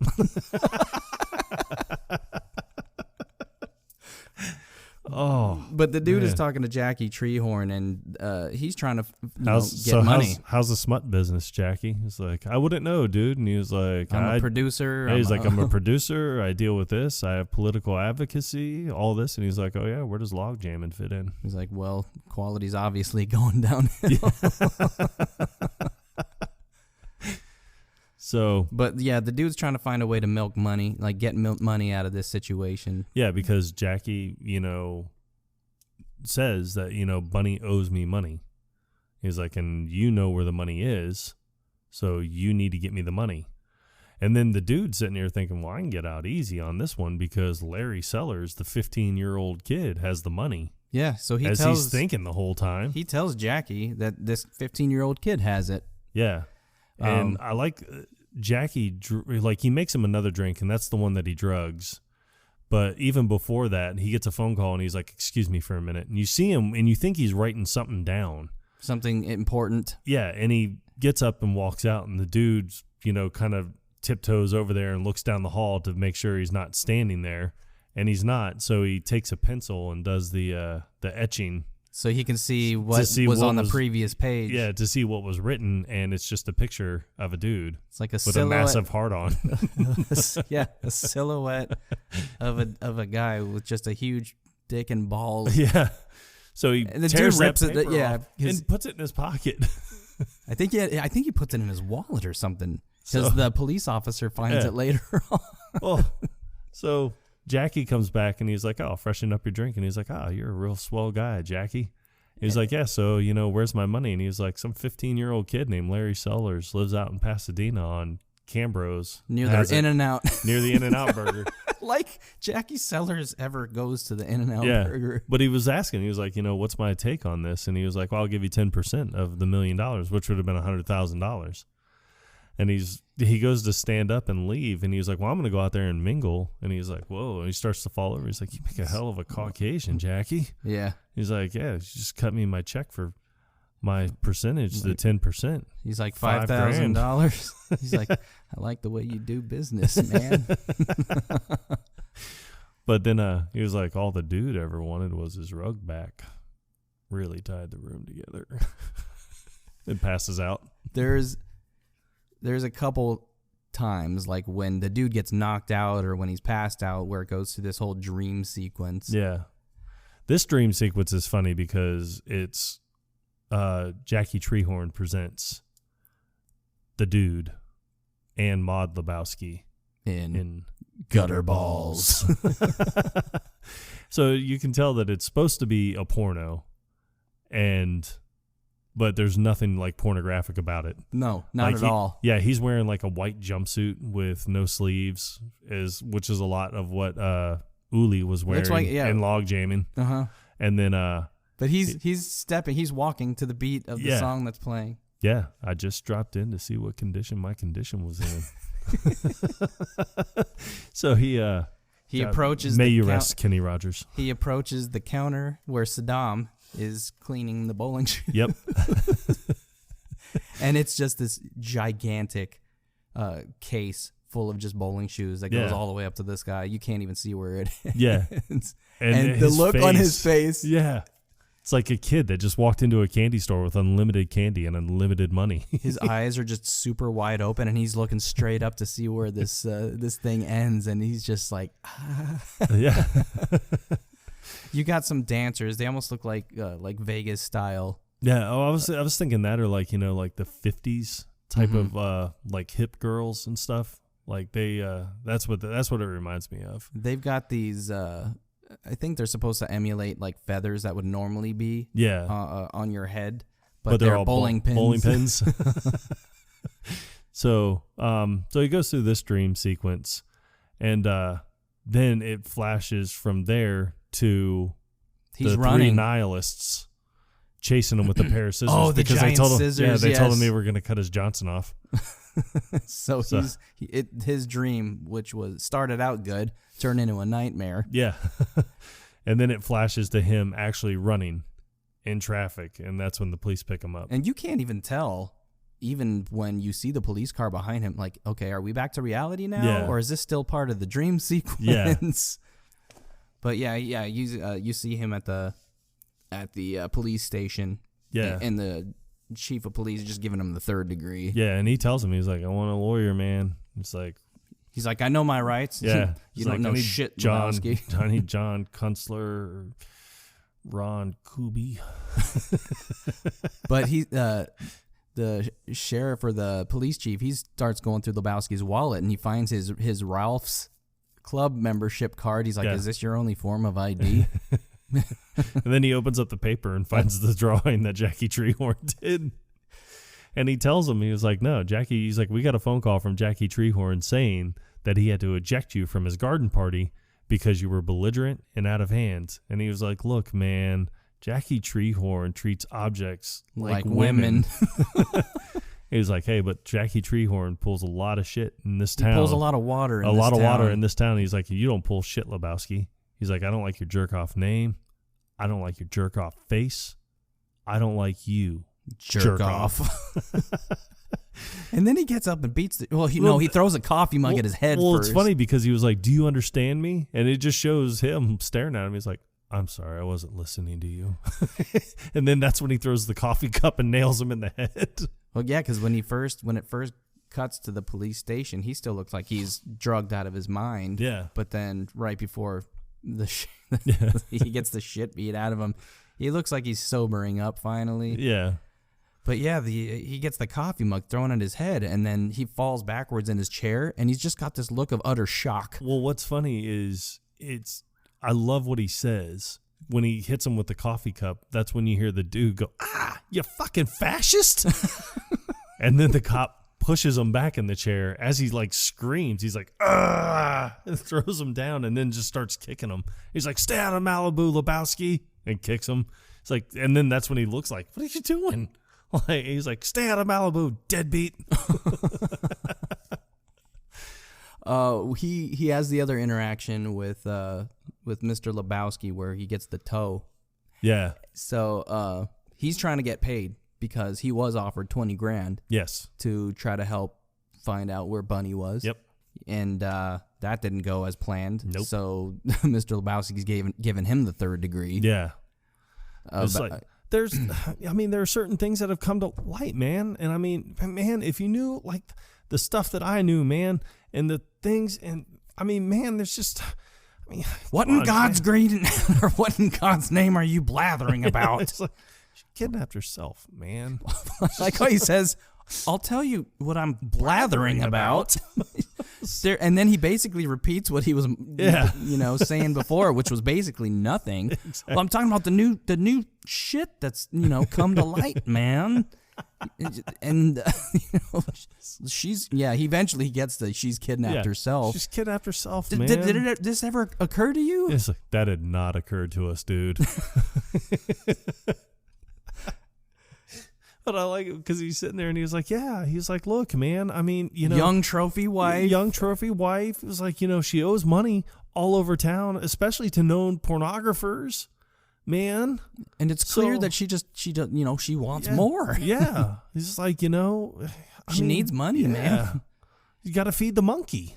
And he's like, so, when you give me the $20,000, he's like, if you could just give it to me in cash because, and I'm gonna have to talk to my accountant about this, but I don't want it to bump me into another tax bracket.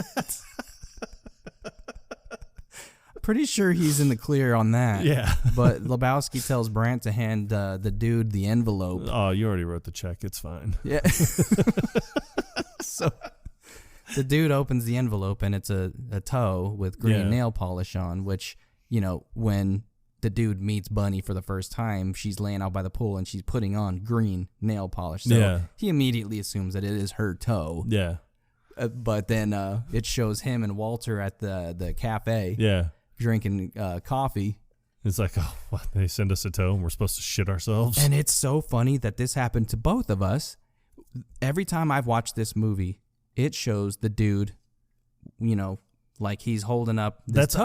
I swear to God, I would swear on a stack of fucking Bibles right now that he was always holding the toe. He is not. In between his thumb and his index finger, I swear he was holding the toe. And why would you be holding a toe? Yeah, just bring it in the packaging that you received it in. I mean, why would you even have the toe still? But I would have thrown it away. It's disgusting. You can't just keep a human toe around. But Walter, who's immediately dismissive about it, he's like, that's not her fucking toe, dude. Fucking amateurs. He's like, you want a toe? I can get you a fucking toe. Yeah. I'll get you. He looks at his watch. Yeah. Well, what I think is funny about that scene is, like, he even says, he was like, what definitive proof do we have that's even her toe? And he's like, the fucking nail polish. And he's like, oh, okay.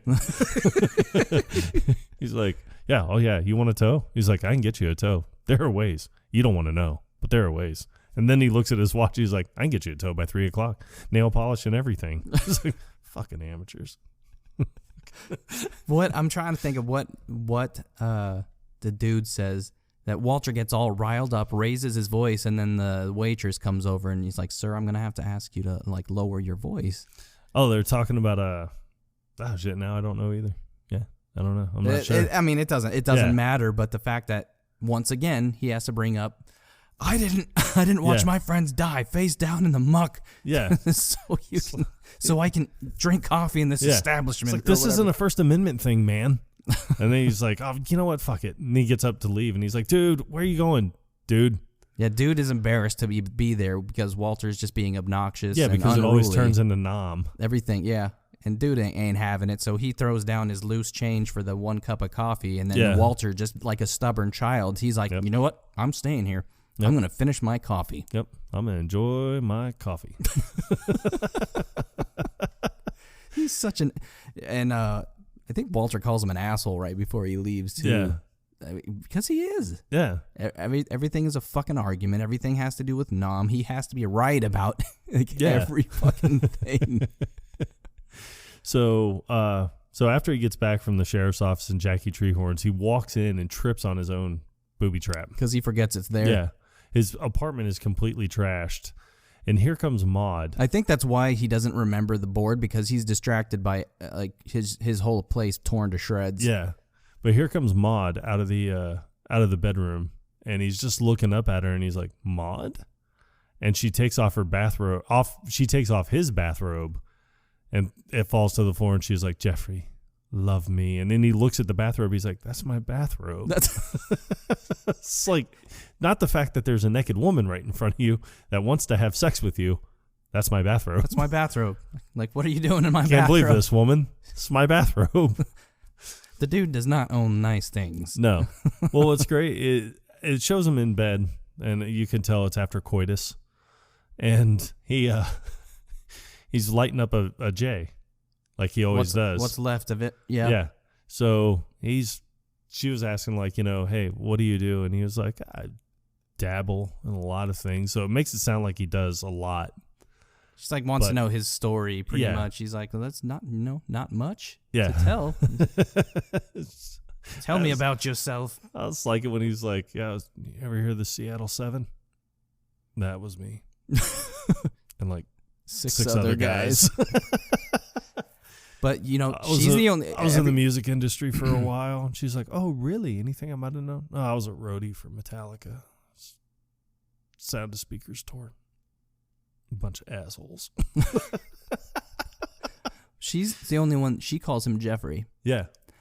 Whereas everybody else calls him the dude. Or the dude or Lebowski. Or Lebowski.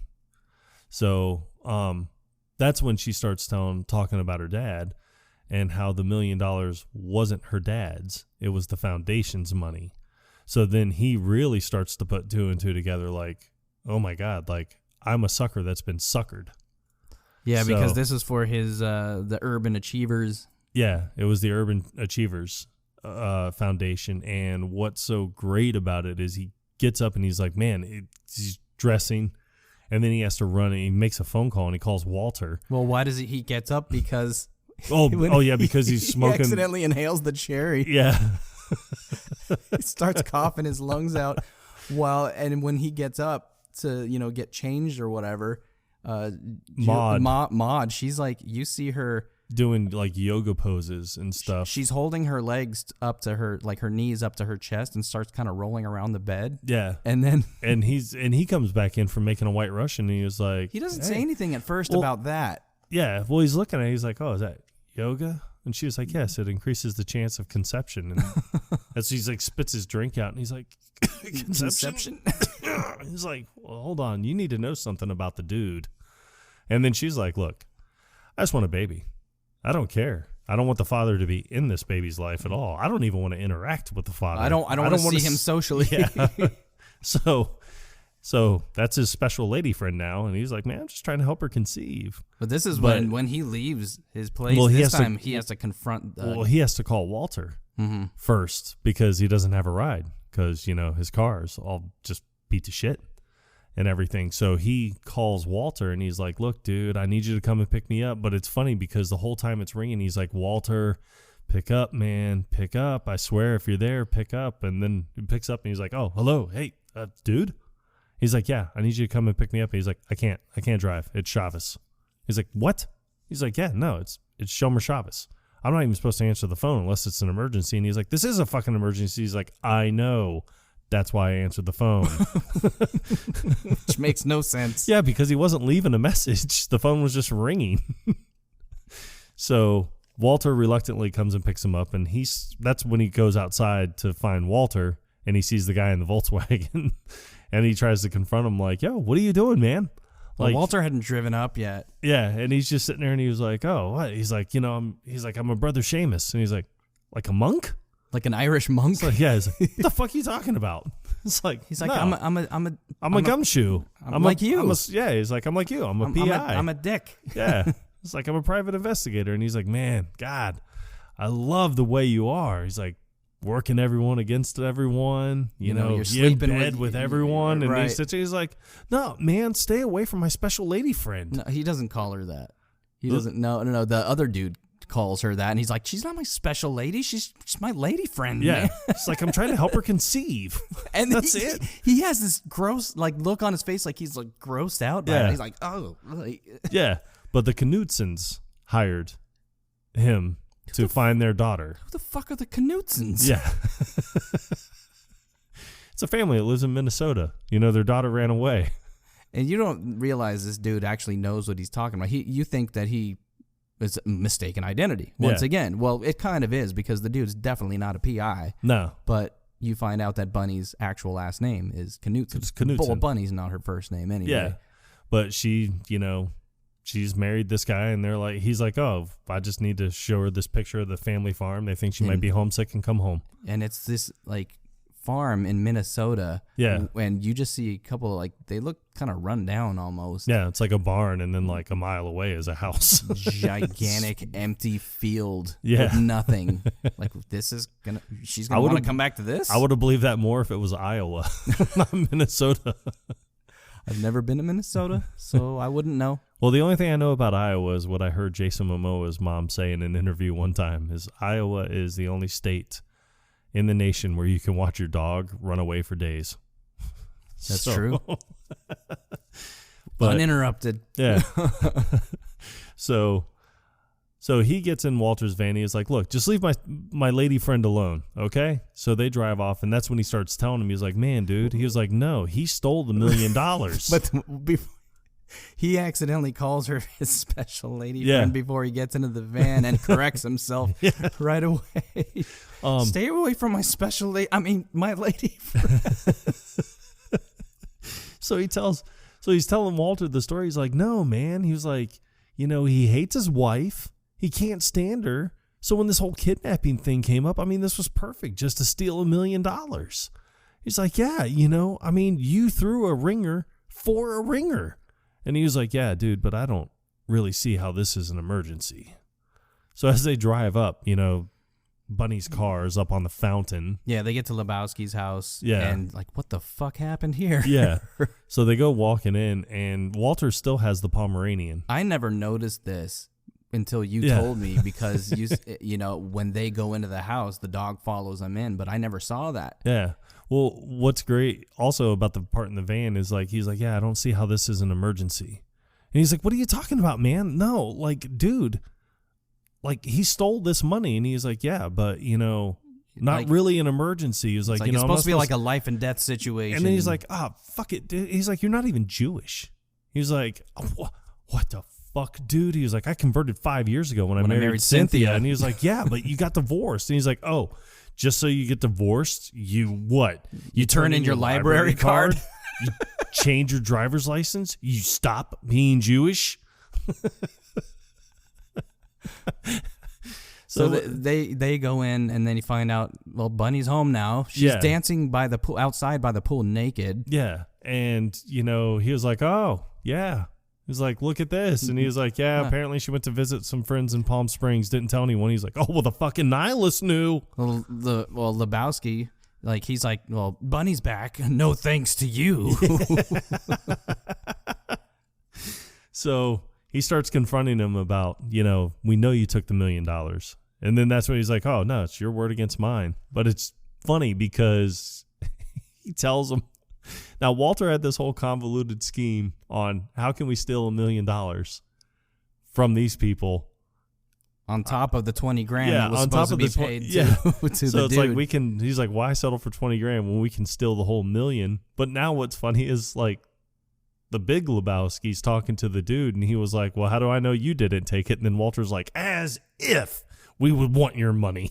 But I like how Lebowski's like, who is this man? Yeah. And he's like, I'm a fucking veteran. So he tells him, they're getting ready to leave, and he was like, no. He's like, I've seen a lot of spinals in my day, dude. This guy's fucking faking. He can fucking walk. Yeah, he's like, dude. I've never been more certain about anything in my life. It's like, this guy fucking walks. And with as big of an asshole as Lebowski is, he's so sure and confident, and he thinks he's strong even though he can't walk or anything. Yeah. He's like, no, stay away from me, mister. He just yanks him up out of the chair. And you hear what sounds like his back is cracking as Walter picks him up. And it's funny because I wonder if he did actually walk, and when Walter picked him up, it broke his back, and he couldn't walk anymore.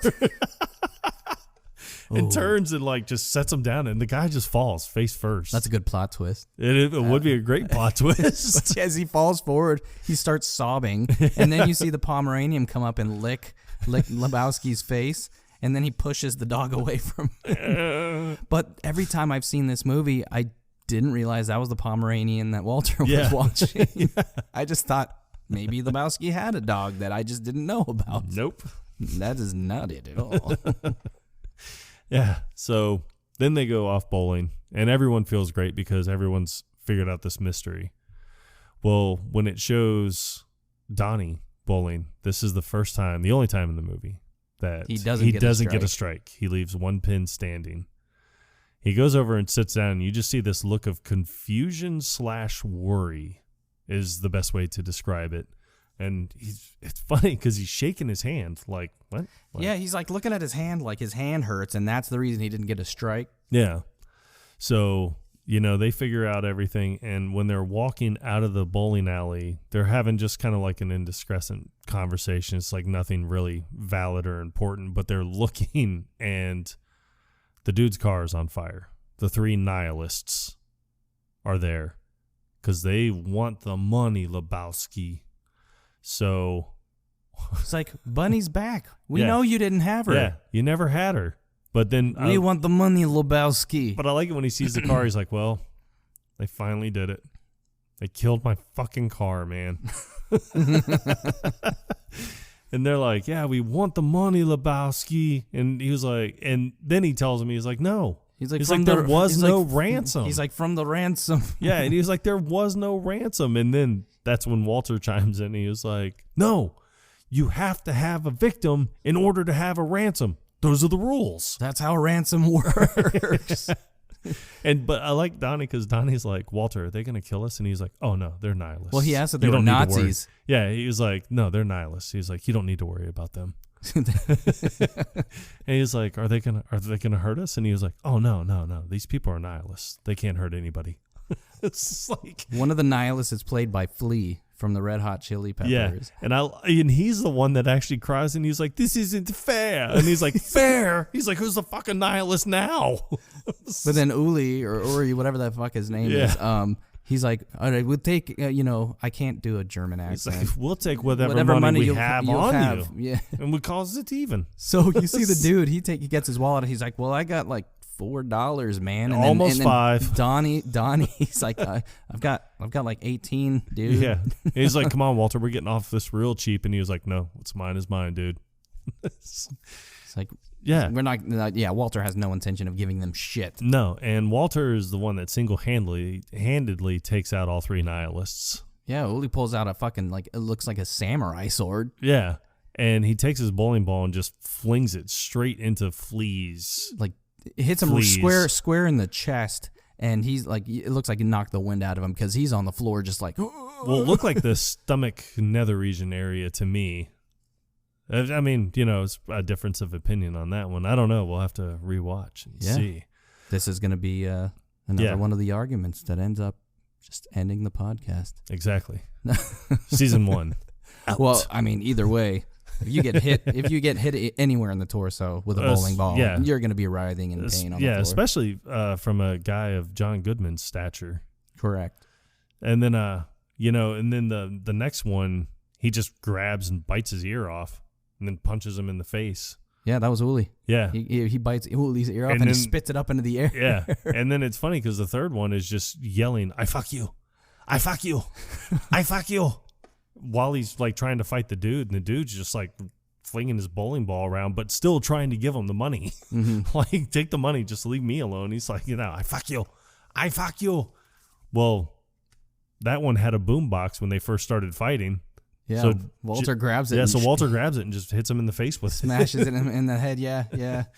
But then he looks over and he's like, we got a man down, dude. And Donnie's laying down in the parking lot. And this is another thing, like every time I see this movie, because this hasn't been one that I've watched just like over and over and over again. Yeah. I've seen it a number of times, but every time I forget that Donnie didn't get stabbed or shot or hit by any of these nihilists. Yeah.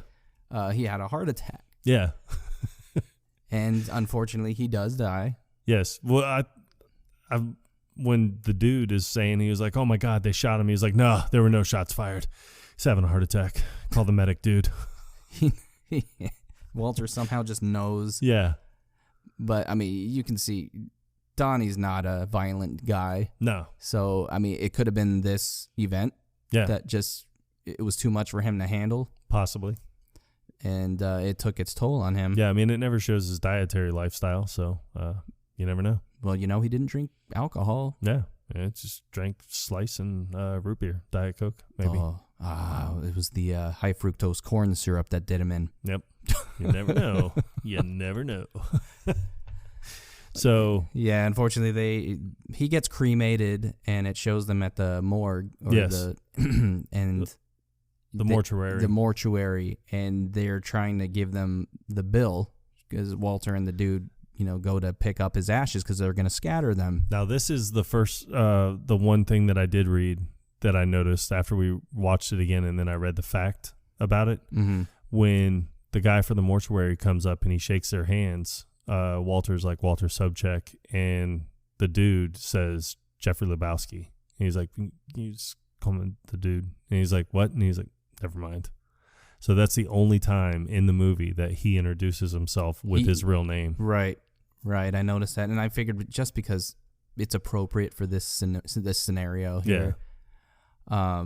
But when the guy gives them like a folded brochure similar to like what you would see at at a restaurant when they give you your check, but one of the ones that fold. Yeah. It looks similar to that, but a little bit larger. And then Walter immediately is like, what is this? Yeah. Like, he hands it back to them. He's like, well, $187 for the urn. We don't need it. We're spreading the ashes. He's like, well, we need some sort of receptacle in order to give you the ashes. Yeah. He's like, well, can't we just rent it from you? This isn't a rental house, sir. It's a mortuary. But here's the thing. I know people that have had their, relatives cremated. Yes. And it's not just the ashes poured inside of an urn. It's in a bag. Yes. So they could have easily just given them the bag and they could have taken it that way, but it's not funny. No, it's not. So Walter asks, "Where's the nearest Ralph's?" Well, I like even before that when he's just like, because he's this average guy who's like trying to argue the bill. He's just like, God damn it! It's like, just because we're bereaved doesn't make us saps. Because the urn was like $187. He's like, well, they go up to $3,000. Yeah. And then, but then that's when he asked. He was like, "Is there a Ralph's around here?" And they just go to get a Folgers coffee can. They go up to the top of a cliff with Donnie's ashes inside of the Folgers can, looking over the Pacific Ocean. Yeah, and this is where you find out more about Donnie. Like, apparently he's a surfer, was a surfer, and he was a hell of a bowler. Yep. This is the only time you hear Walter say anything nice. Yeah. About Donnie at all. Yeah. You see another side of Walter. A little bit of vulnerability that you hadn't seen previously. Yeah. It's like, I wonder if he even thought maybe I should have treated him better when he was alive. I would venture to say no. I don't think so. It's a stretch. But as Walter opens the coffee can to scatter the ashes, it's a windy day, which it usually is windy near the beach in California, and the ashes just blow back. Like straight onto the dude. Yeah. Now, what's great is if you're listening to the kind of eulogy or whatever he's given about Donnie, he's actually being very genuine, but then he starts bringing Nam into it. And that's when you see the dude look up like, really? Like, and then he turns around after he's done with all the ashes and he's like, "Oh, dude, I'm so sorry, man." Because as it's happening, the ashes are blowing in his face, on his clothes, everywhere. Yeah. The dude just stands there and just lets it happen. This is happening. But when Walter turns around and sees what had just happened, and he goes up to the dude, he's like, "Damn it, Walter!" He like pushes he pushes him away. He's like, "Asshole!" He's like, "Does everything with you have to be a fucking travesty?" And Walter starts brushing the ashes off of him, and you think they're gonna fight or something because the dude is pissed off that this happened, obviously. And then Walter gives him before he does that, he stands there with his head kind of down, and he looks like a child almost. He's like, "I'm sorry, dude." Yeah. And but with the dude, it's more along the lines of like not everything is about Nam. Like, yes, you had buddies that died. Sorry, it sucks. Nam was 30 years ago. It's time to knock it off. Right, because when he's talking about Donnie, he brings up Nam once again. Yeah. Which was inappropriate. Donnie. It's like he was taken far too young, just like the men in Da Nang, Kai Pao, and on Hill 63. Another reason why the dude was upset. Yeah. But Walter, he goes to hug the dude, and the dude is just standing there. Yeah. And then eventually you see his right arm go around Walter. Gives some lame ass pat. Like, okay, fine. Big guy, get off me. It's like, fuck it, dude. Let's go bowling. But yeah, it's unfortunate. You didn't want to see Donnie go. Yeah. Like that part sucks, but you kind of move on. And it cuts to the bowling alley, and the dude sitting next to Sam Elliott. Yeah. Who just kind of appears out of nowhere. Well, he comes up and he was like, two Millers, and the guy brings him the 2 Millers, and he was like, "Hey man, sorry to hear about Donnie." And he's like, "Yeah, well, sometimes you eat the bar and sometimes and he looks over and he's sitting there and he's like, "Oh, hey man." It's like, how's it going? He's like, "I'm doing all right, friend." And they talk back and forth, and he was like, "Good luck in the semis." He's like, yeah, great, thanks. Well, I got to get back, man. So he walks off, and then that's when you have the ending monologue from The Stranger. And that's how Sam Elliott's character was posted, and that's his character's name. The Stranger. Yeah, but Sam Elliott, in that one part, he says sometimes the bar eats you. Yeah. Or sometimes you eat the bar. Yep. And sometimes I'm not a bear, but he's, you know, the country way of saying bear. Yeah.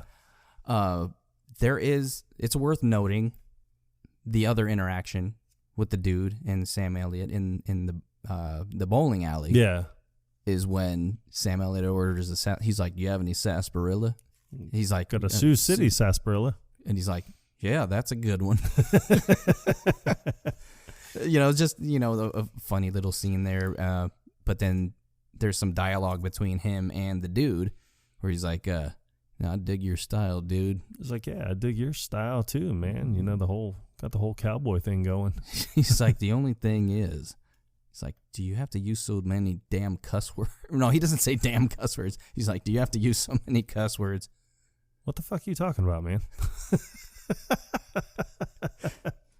And it almost seems like maybe he said it not realizing that he cussed just then. Yeah. But it does make the stranger laugh. Yeah. Have it your way, dude. And there is another funny scene that it's not relevant to the movie whatsoever, but it is funny. And it is, you see the nihilists in some kind of like pancake house. Oh, yeah. Ordering dinner. Yeah. It looks like at night, but they're all ordering pancakes. Yeah. Uli orders like lingonberry pancakes. Yeah. And then you see one of the other ones. I can't remember what he orders, but then the taller one that has the speaker in the final scene, he's like, 3 pigs in blankets.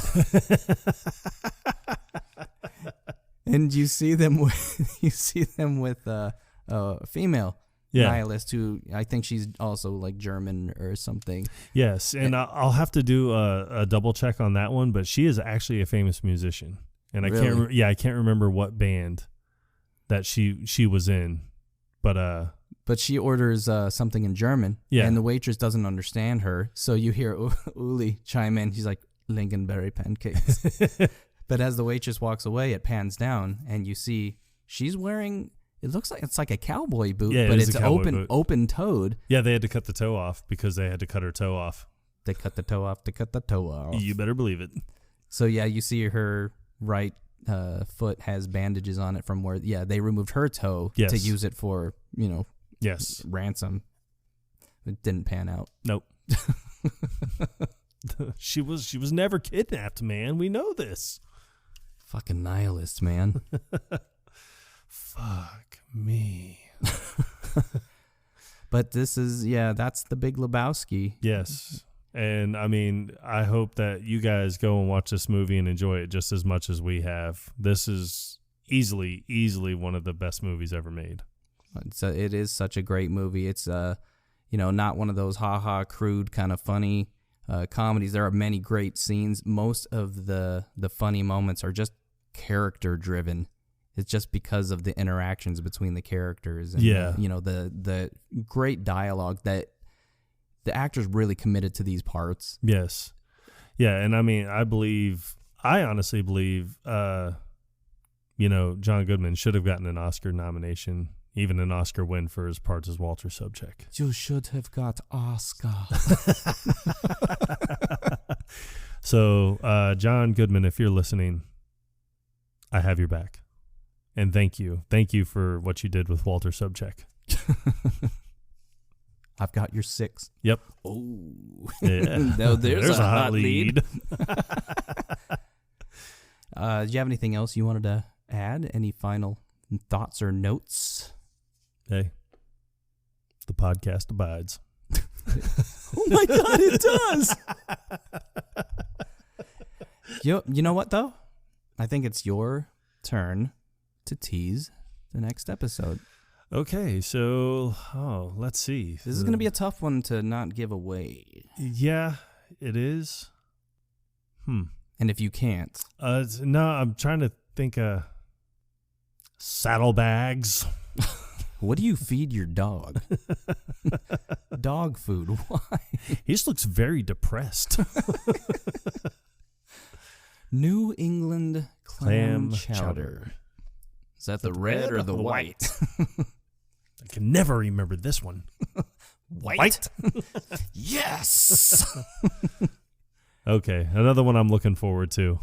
It's going to be a good one. This is going to be our final actual episode. For the season. But we're going to do a bonus episode that hopefully you guys will look forward to. Yes. Something off the cuff, something... Yeah. It's going to be good. Yeah. That's all I want to say. I don't want to tell you what it is yet. You're just going to have to listen in. Whoa. I'm looking forward to that, my man.